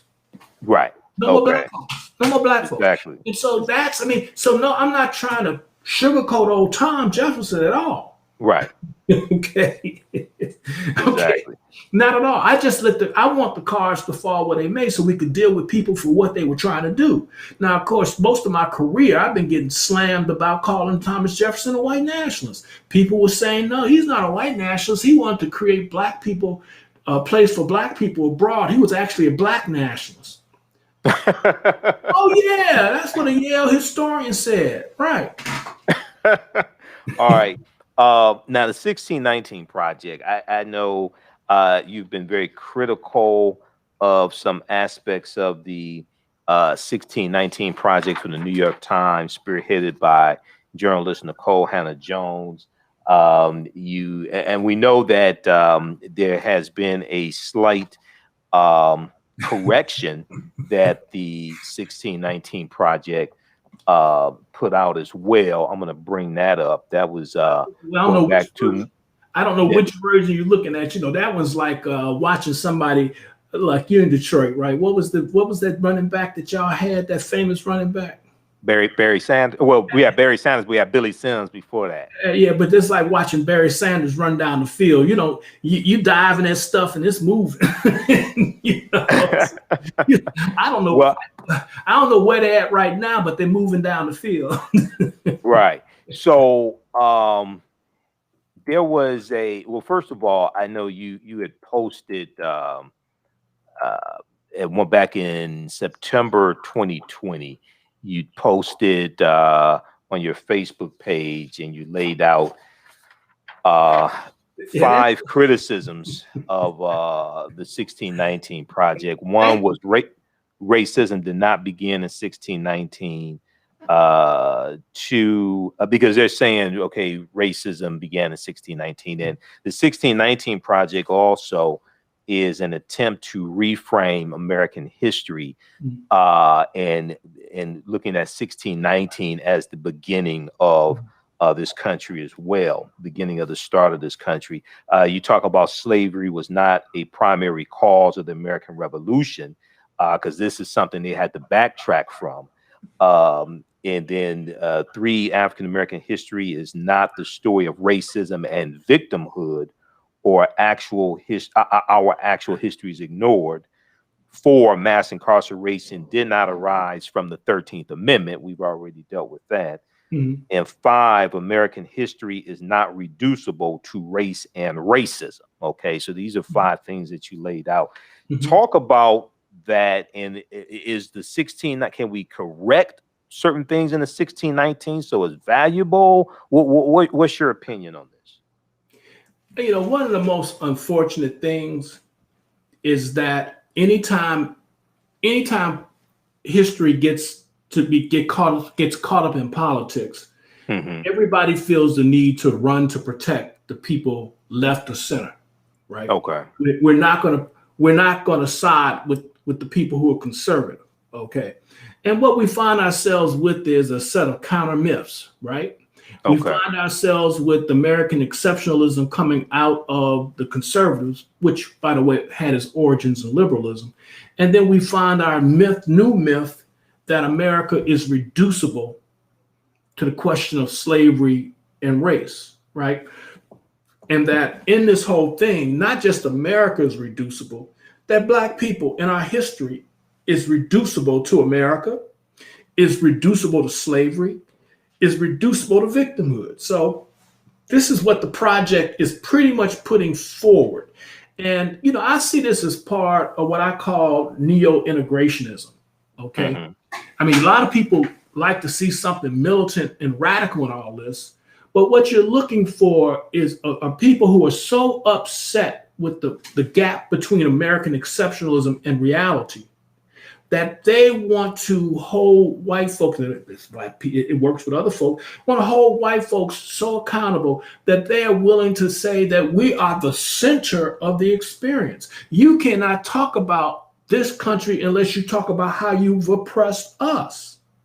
Okay. And that our oppression is more important than anything else that happened here. In fact, it's more important than anything we ever did for ourselves. Okay. And so then this is 1619 is really the mythical origins of the African American. Okay, that's what it really is. And Black scholars have for over 100 years looked, and by the way, Black people have been writing history about themselves ever since the 19th century. And so ever since the 19th century, Black folks in the North were literate and writing about their past. And part of what they were writing about is their origins, and their origins they saw as being in Virginia. So the Negro race in America was the story that started with 1619. This is why Lerone Bennett, centuries later, writes Before the Mayflower. He's saying that we talked about that book. This is the origins of our story, story. And this story includes slavery. Oh, this story includes racism, but this story also includes our coming together as a people and making peoplehood. It includes our understanding of ourselves as Africans, not just in America and in the world. It's the story of how we reconnect with Africa. It's the story of how we create our own literary traditions. It's the story of how we strive against all these things and become the vanguard of women's rights, become the vanguard of civil rights. So it's a story of how we make a world out of oppression. Okay. Right. And like Ralph Ellison used to say, you can't reduce us to our victimhood. Okay. that we're not just something that people that we're not just a group of people that things happen to. We made culture. And so 1619 was and should have been and was for most of the year in most places a time for Black folks to think back to the experience that they have as a people in America. And so for most of the year, organizations like ASALH, organizations and other organizations where they were thinking about and studying 1619. The big debate was before the 1619 project was, well, should we just be plain old African Americans? That sounds like American exceptionalism. Or should we be more African-centered and talk about the Africans in North America? Or should we say this is just a bump on the road in the history of slavery, or the bump on the road in the history of African people in the world? So these were the debates about that Black people were having. Then all of a sudden, okay, the New York Times comes out with this New York Times magazine. Now, I'm going to tell you, Black people love themselves some stuff that comes out of New York City. Okay, they love themselves some stuff that comes out of New York Times. Everybody wants to be, so many people want to be in the New York Times. They live to have an article there. They live to be quoted there. They live to be in Broadway. You live to, you make your career among Black folks by being celebrated in New York. Okay. Right? All right. You're nobody unless you're in the Village. You're nobody in Harlem unless you've been to the Village. You know how we do this stuff, right? Right. And so then everybody's excited. Everybody who had criticisms of 1619 all of a sudden was celebrating the New York Times treatment of Black people, even though Black people were being reduced to victims. And just simple victims of racism. But we kind of live in that age. It's not just the neo-integrationists doing this. We got all of our so-called Black nationalists are doing it too, because we think if we can lay open our wounds, we can get reparations. We live in an age of white supremacy that's gone wild, and we think they're going to give us reparations if we can demonstrate how pathological we are because of what they've done to us. And so the victimhood on all sides is everywhere. So that's why some people who are even not in the 1619 as the New York Times project can identify with it, because it reduces American history to race and racism. And that helps us. That helps us with our goal for reparations. The same people who don't care about mass incarceration are supposed to be paying out reparations next week, right? And we're gonna parade our wounds around here like we have no pride, buck breaking and all this kind of stuff, because we think somehow saying that we have been abused is somehow serving our cause of liberation and reparations. Okay, so New York Times 1619 project is part of a broader cultural problem that we have at this moment in Black life, history, and culture. Okay, I don't know how we got here, because Black studies started arguing against pathology. Talk about that for a minute, because see, we know that there's pain in our history in this country, but there's a lot of perseverance and a lot of excellence as well. Inventors, biologists, Ernest Just, Dr. Carter G. Woodson, Dr. George Washington Carver, Dr. W. Du Bois. We have intellectual. We have everything. We have Madam C.J. Walker. We have Annie Turnbull Malone. We have John H. Johnson. Absolutely. We have every from this end to this end. That's right. Everybody, the same people who want to talk to you about Black Wall Street don't want to recognize that Black Wall Street was the product of people who were allegedly pathological slaves. Talk about that, because I've done lectures on the history of Black Wall Street, and I read Hannibal B. Johnson's book. I read Hannibal Thomas and Hannibal B. Thomas. Yeah, dude. Hannibal B. Johnson's book on Black Wall Street. Okay. Hannibal B. Johnson. Another Hannibal. I thought you were talking about that other Hannibal at the turn of the century. Okay. No. This one here by Hannibal B. Johnson, Black Wall Street from Riot to Renaissance in Tulsa's historic Greenwood District. Yeah. This is probably one of the best books on the history of Black Wall Street, and he deals with the fact that one of the biggest thing that people miss about Black Wall Street is we rebuilt it with our own dollars once the race massacre happened. That's what people leave out. Because they focus on the fact that it was destroyed. Okay. Right. And they say we can't have nothing. We rebuilt it with our own dollars. Exactly. Black folks have never been, we have been oppressed. Okay. Yes. Who's going to deny that? Racism has been here in one form or another once it became a justification for slavery. It's no doubt about that. No one who's going to dispute that. Nobody. Okay. Now, despite racism, we were not so oppressed that we didn't procreate. Okay. You know, if you really get oppressed, and some theories have said we've been so oppressed that it's hard to understand how we copulated. All right. So Black people, despite our oppression, our population has continuously grown. Okay. We came out of enslavement.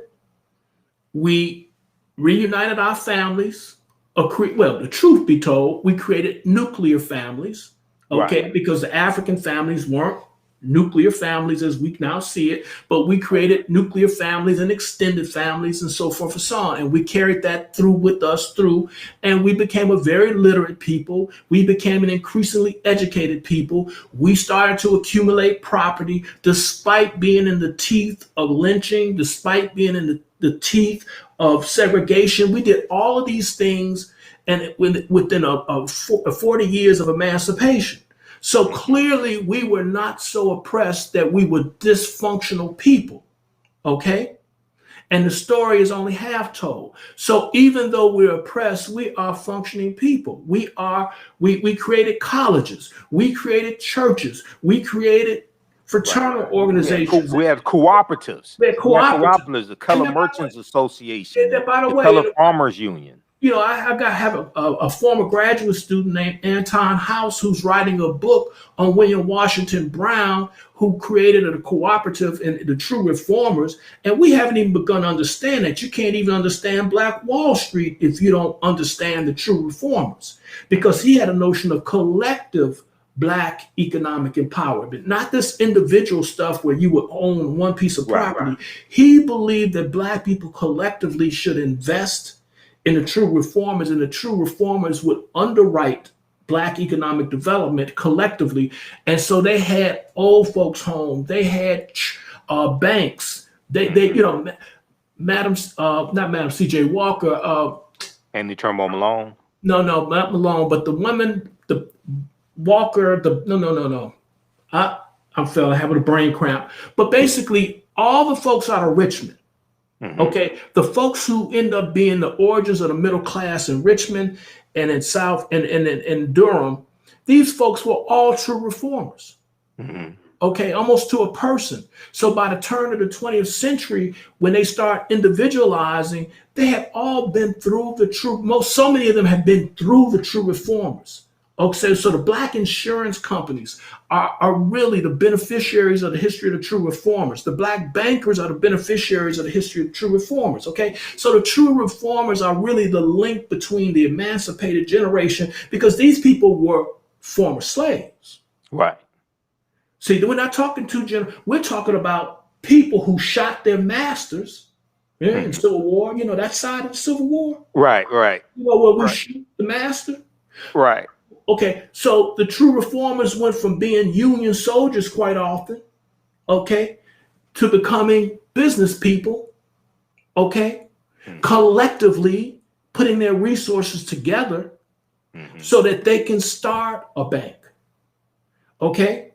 And so when people say the Freedmen's Bureau stole Black people's money and they didn't know how to save money, the true reformers were saving money and starting banks and teaching other people things that would lead them to start banks.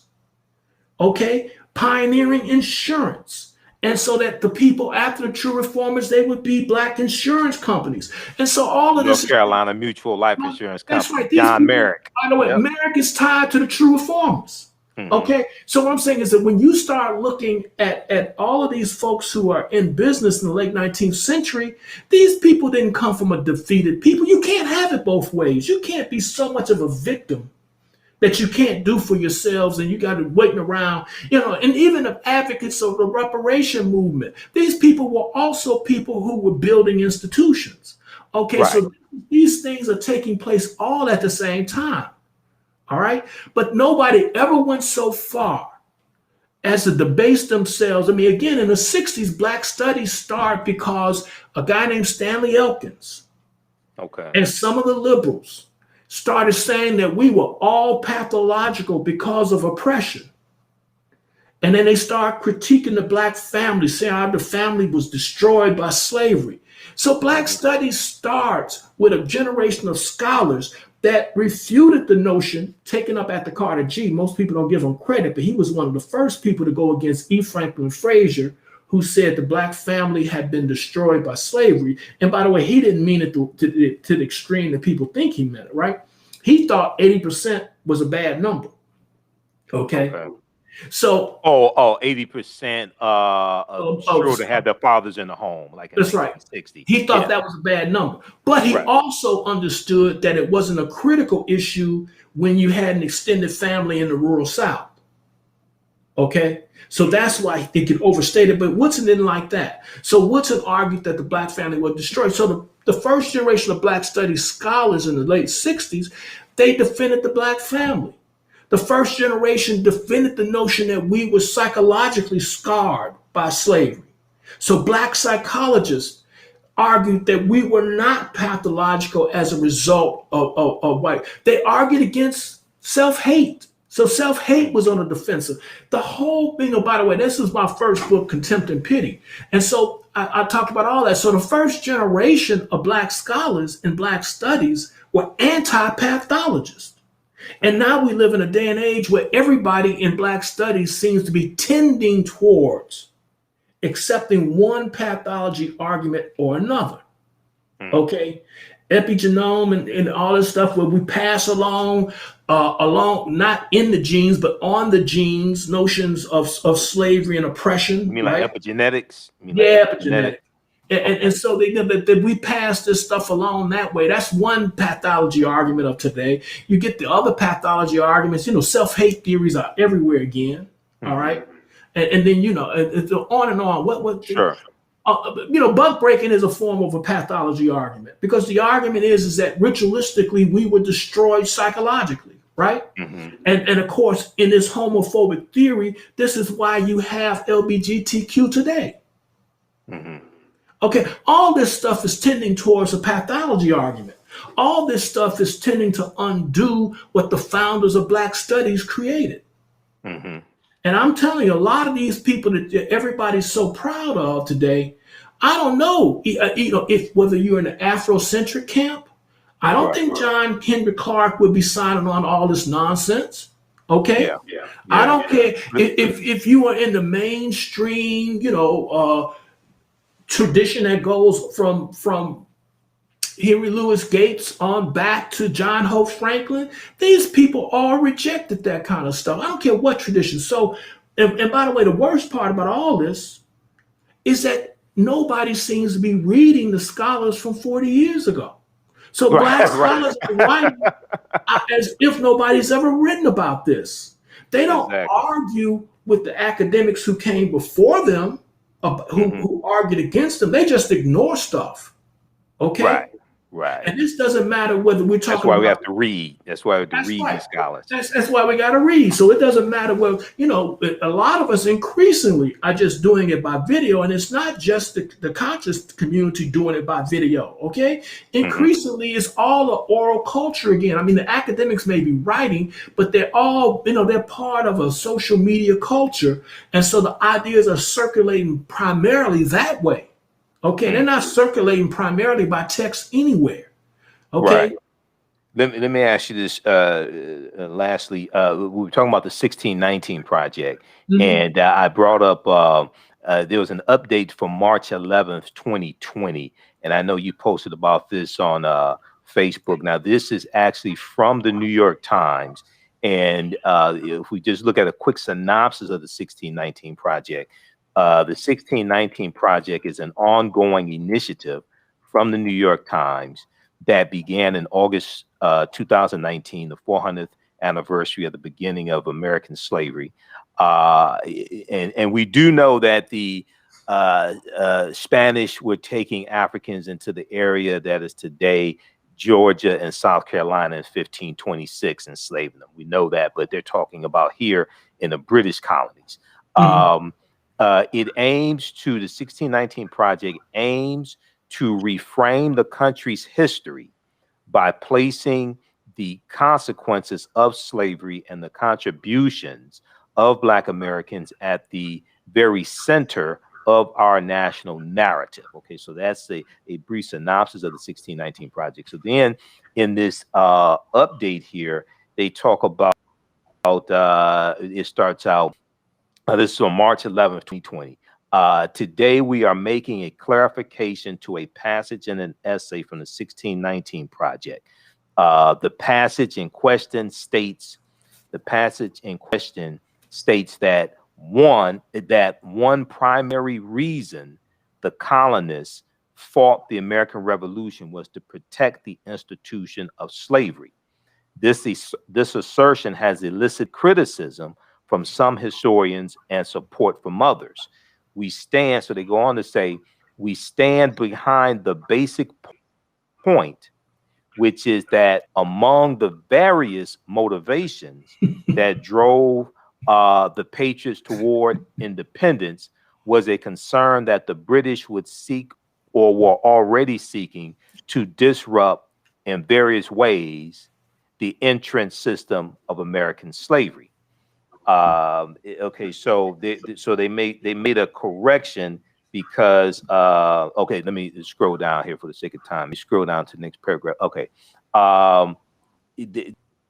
they make the correction here. Okay, we recognize that our original language could be read to suggest that protecting slavery was a primary motivation for all italicized, for all of the colonists.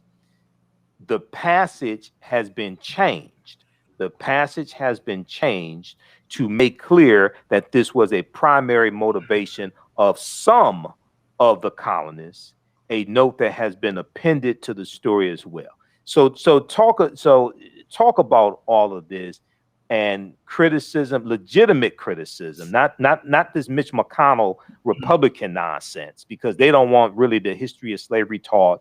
They don't want to teach about systemic racism in school, but taught about legitimate, I guess we could say, constructive criticism of the 1619 Project. Michael, yeah.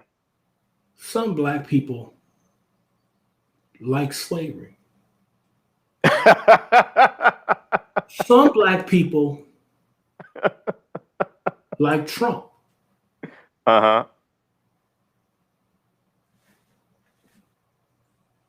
So I'm sure, and I know I have seen a document or two where an American, a revolutionary, white revolutionary,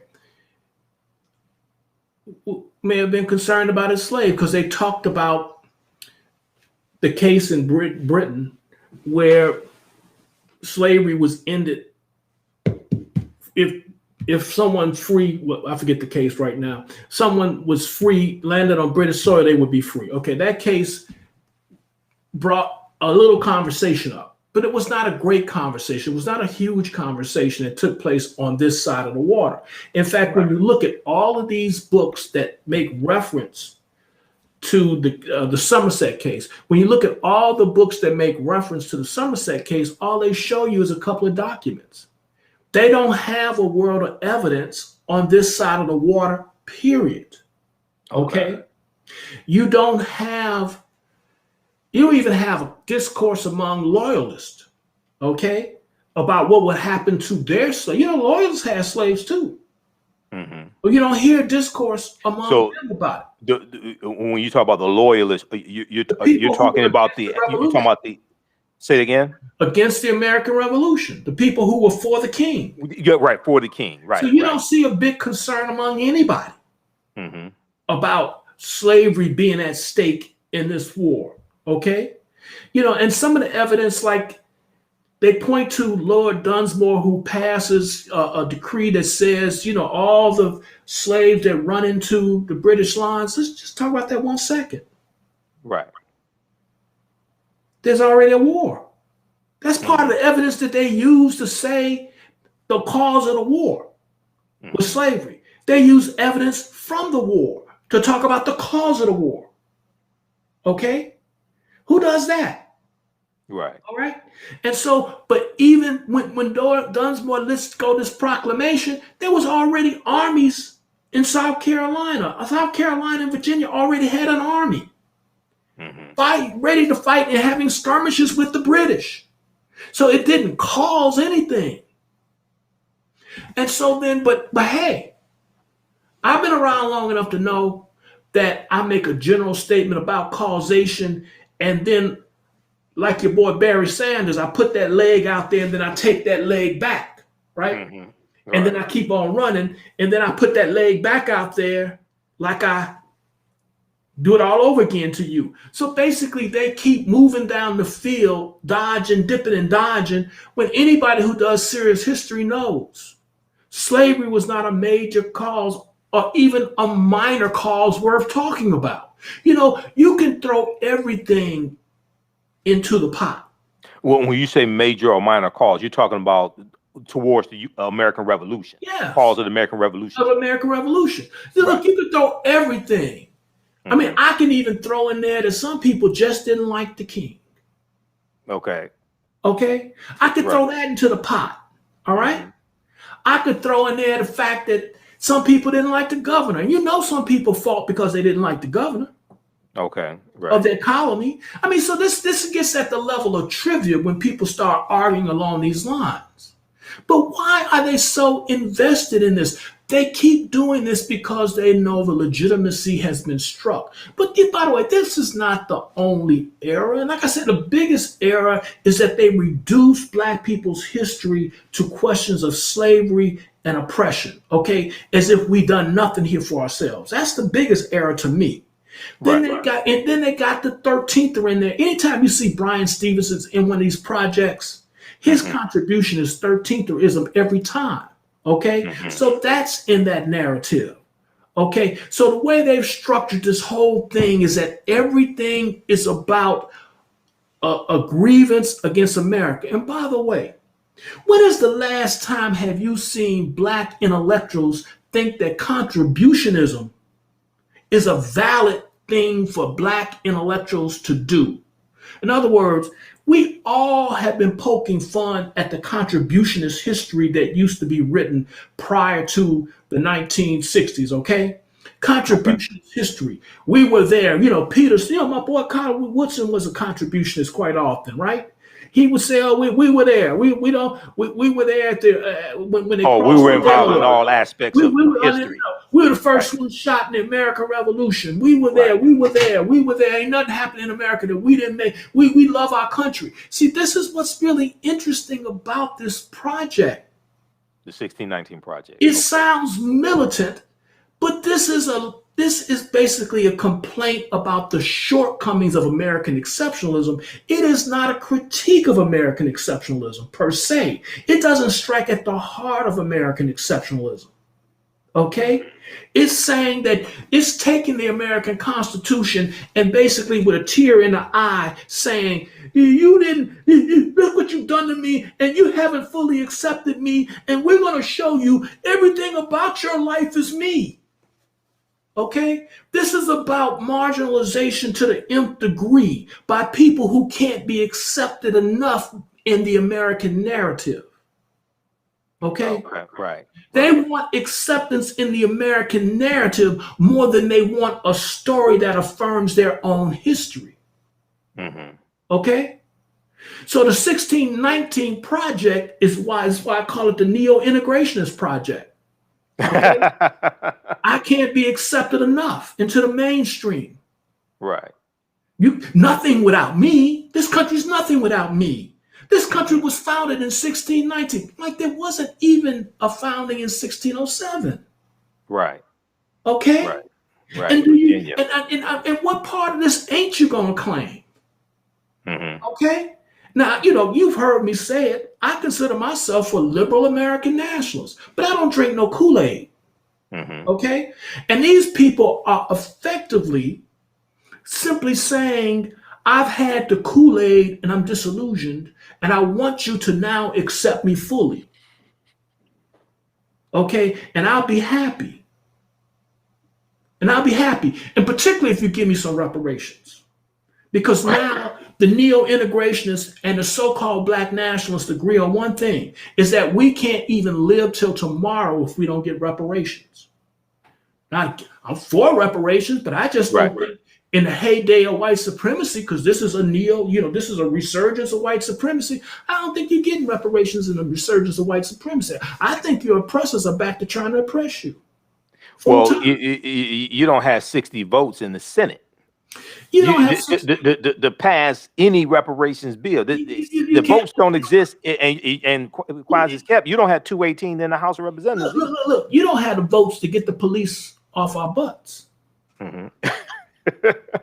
Let alone take money out of somebody's pockets. And I know all the arguments that say you ain't got to really use real money. I know all the arguments. Okay, mm-hmm. I know how people make all these arguments. The point is, white folks basically stormed the Capitol, had an insurrection, right? Because their white nationalist president mm-hmm.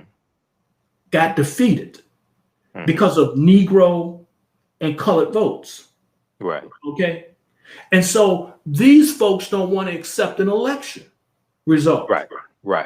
But these are the folks that are supposed to end police oppression and give you reparations soon. Okay? Sometimes I think that black people believe that the people oppressing them are not oppressors.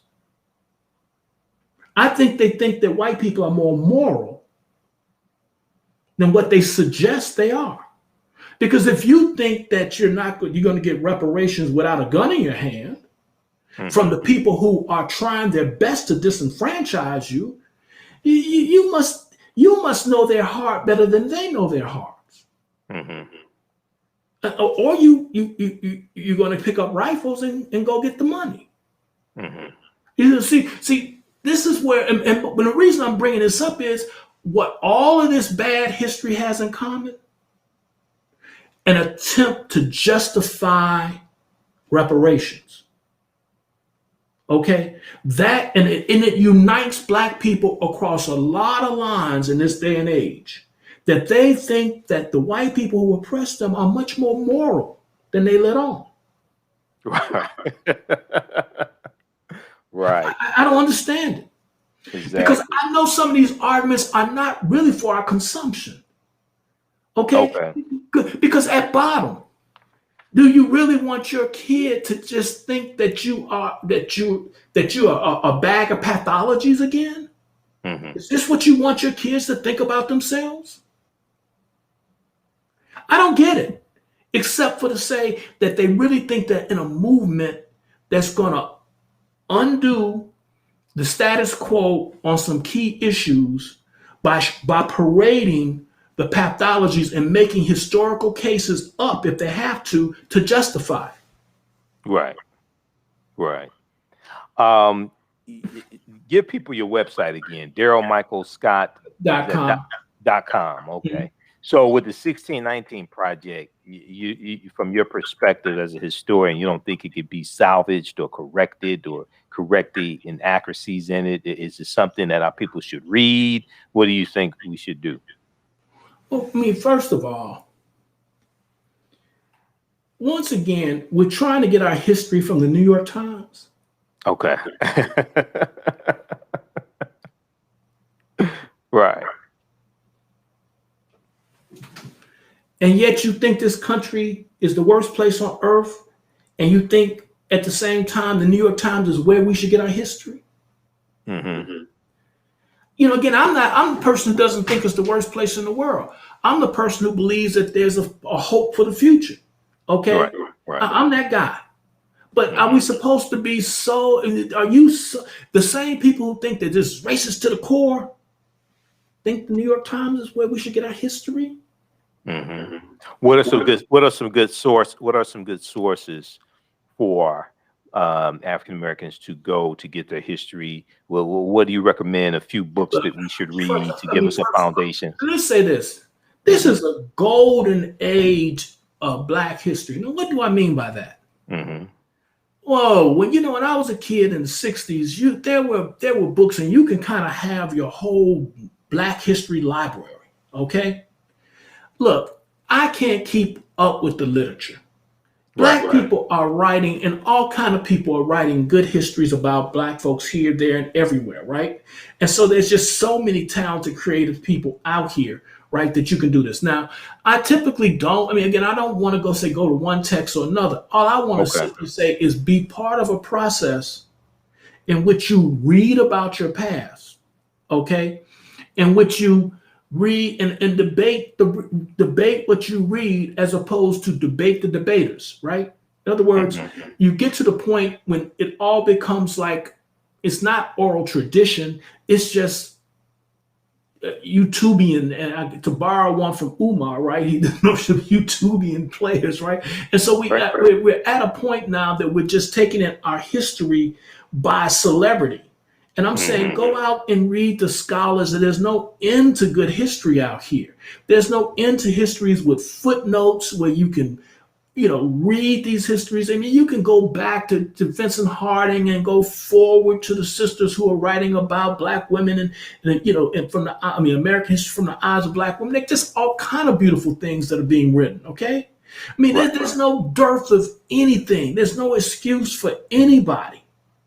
Right. I mean, that's the beauty of it to me. And I know we all come from different camps. OK, I respect people from a lot of different intellectual perspectives. That's why I don't want to give out just one perspective. OK. But the bottom line on all of this is that you're supposed to engage everything you read. You're not supposed to be a passive reader. And you certainly don't reduce the past to grievance finding. Don't reduce the past to a celebration. I mean, just be critical, because I actually believe more than anything else is that the past is a warehouse of our experiences. Okay. Right. And then we can learn about humanity from our experiences. We can learn about ourselves. Okay, I'm in that tradition where, like Carter G. Woodson is from, where you say to know thyself is important if you're an educated person, because if you don't know yourself, then you'll become whatever people want you to become. So the process of self-knowledge is what I'm about, and nobody has a monopoly on that. Exactly. Well, I would encourage people to read The Miseducation of the Negro by Dr. Carter G. Woodson. I encourage them to read Before the Mayflower by Lerone Bennett Jr. Also, Golden Age of the Moor is a fantastic book, edited by Dr. Ivan Van Sertima, and you have essays from Dr. Jose Pimenta Bay and Runoko Rashidi, people like that. Tony Browder is excellent as well. Nile Valley Contributions to Civilization, Egypt on the Potomac by Browder. There's a lot of good information. Dr. John Henry Clark's books, of course, Christopher Columbus and the African Holocaust, Slavery and the Rise of European Capitalism, Dr. Yosef Ben Yakinen. So there's a lot out here. Dr. Hassan Kwame Jeffries, he has a book dealing with the civil rights movement. His uncle, Dr. Leonard Jeffries, is one of my teachers. I've interviewed Dr. Hassan Kwame Jeffries. So there's a lot out here. It's the best of times. Okay. And when it comes to Black history, it is. Absolutely. Visit his website, darylmichaelscott.com. They can order your books there or Amazon for your books. They can, on Amazon. Amazon. I haven't gotten a hawk in any of my own books. Right. Okay. You can order his books from Amazon. And he has a book on Dr. Woodson also. Do you teach any? Now, I know you teach at Howard University. Do you teach any classes online? So people who don't attend Howard can take classes? I thought about that, but that is actually a big commitment. When you do. I know. I teach a 9-week course, man. It is a big commitment. I know. It's a huge commitment. And I do teach extra courses sometimes at Howard just to help students get out of school. So I kind of do my teaching at Howard, Okay. But having said that, you do know I'll debate anybody on social media. So. All right. Well, look, Dr. Daryl Scott, it's great to have you on, and we haven't been able to really talk since we had dinner together with Jamon Jordan and Asala back in February 2020. So I appreciate you taking time out of your busy schedule. This is a wealth of knowledge. I think people really learned a lot today and learned a lot about history. All right. All right, brother. Take care. Take care now. Bye. All right. Take care. Peace. All right, everybody. That's Dr. Daryl Scott, history professor at Howard University. So want to remind you that the African History Network show we're on, because I'll be broadcasting tonight. We're on Monday through Friday, 11 p.m. to 12 midnight Eastern Standard Time. 11 p.m. is kind of late to have them on, and we had an extended session because my radio show is on only for an hour, and I want people to actually see him so they can really interact with us more. So we'll share some excerpts of this interview on my nightly radio show, and then we're on Sundays, 9 p.m. to 11 p.m. Eastern Standard Time. If you like this type of information, you can support the African History Network, $ TheAHNShow through Cash App, $ TheAHNShow through Cash App, also through PayPal, paypal.me/TheAHNShow. If you support through Cash App, be sure to type in $ TheAHNShow, SHOW. It'll show my name, it'll say Michael, and show my picture there. This helps us to keep doing the research, stay on the air, keep broadcasting 6 days a week. I also teach a 9-week, 18-hour online course, a 9-week online course that meets on Saturdays, 12 noon to 2 p.m. Eastern Standard Time. Ancient Kemet, the Moors, and the Ma'afa, understanding the transatlantic slave trade, what they didn't teach you in school. So our next class is Saturday, May 8th, and this is session number 2. So we do the classes live, all the sessions are recorded. So you can go back and watch them over and over again, okay? So as soon as you register, you'll be able to watch class number 1. And then also I taught the course in February and February and March, because we kicked it off in African American History Month. When I taught it in February 2021, that was the first time I taught the class since 2019. Okay, so there's a lot more information I've incorporated. We have new discoveries, new archaeological discoveries taking place all the time. So if you go to our website, I just posted the link here for the online course, but also if you go to our website, AfricanHistoryNetwork.com, AfricanHistoryNetwork.com, it's right on the home page. So if you scroll down the home page, there's information here for my radio show. You can listen to audio podcasts here, but you can listen live, watch on our Facebook fan page, The African History Network, my YouTube channel, Michael Imhotep. You can watch the show live, and then also download the iHeartRadio app, and you can listen through the iHeartRadio app as well. You can read articles I've written here. This is information for the online course. We have the flyer here as well. And then just click right here. It says register here, takes you to the next page. Click here to enroll. So it's regularly $130, on sale $80.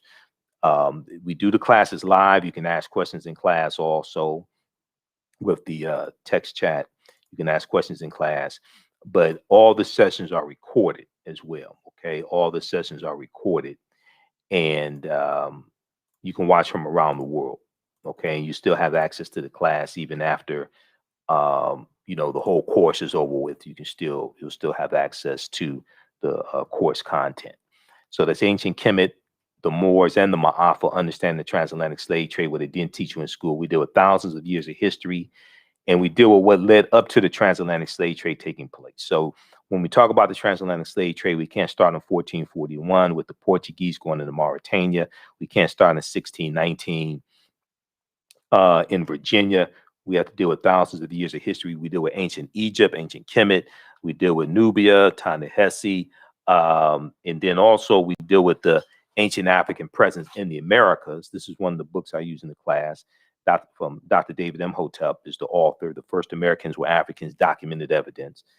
And he deals with the African presence in the Americas, going back at least 56,000 years ago in South America, at least 51,700 years ago here in the land we call the United States of America. He deals with the Khoisan, who come from Southern Africa, have the oldest DNA on the planet, and they were here in South Carolina. They were throughout this land as well. During, they built pyramid mounds, they built the mounds, and all of the types of things like this. So we deal with this history. We deal with the 800-year occupation of Europe by the Africans known as the Moors, who take the teachings from the Nile Valley region of Africa into Europe. And this is going to bring Europe out of the Dark Ages. And then we deal with what leads to the transatlantic slave trade taking place also. Okay, so that's ancient Kemet, the Moors, and the Ma'afa. Understanding the transatlantic slave trade, what they didn't teach you in school. So online course that I teach on Saturdays, 12 noon to 2 p.m. Eastern Standard Time. So you can register for that. As soon as you register, you can start watching the content. All right, well, look, we have to get out of here. Remember, at the African History Network, we focus on educating, empowering, and inspiring people of African descent throughout the diaspora and around the world, because right now it's correct wrong behaviors, not over till we win. Wakanda forever. And we'll talk to you later. Peace.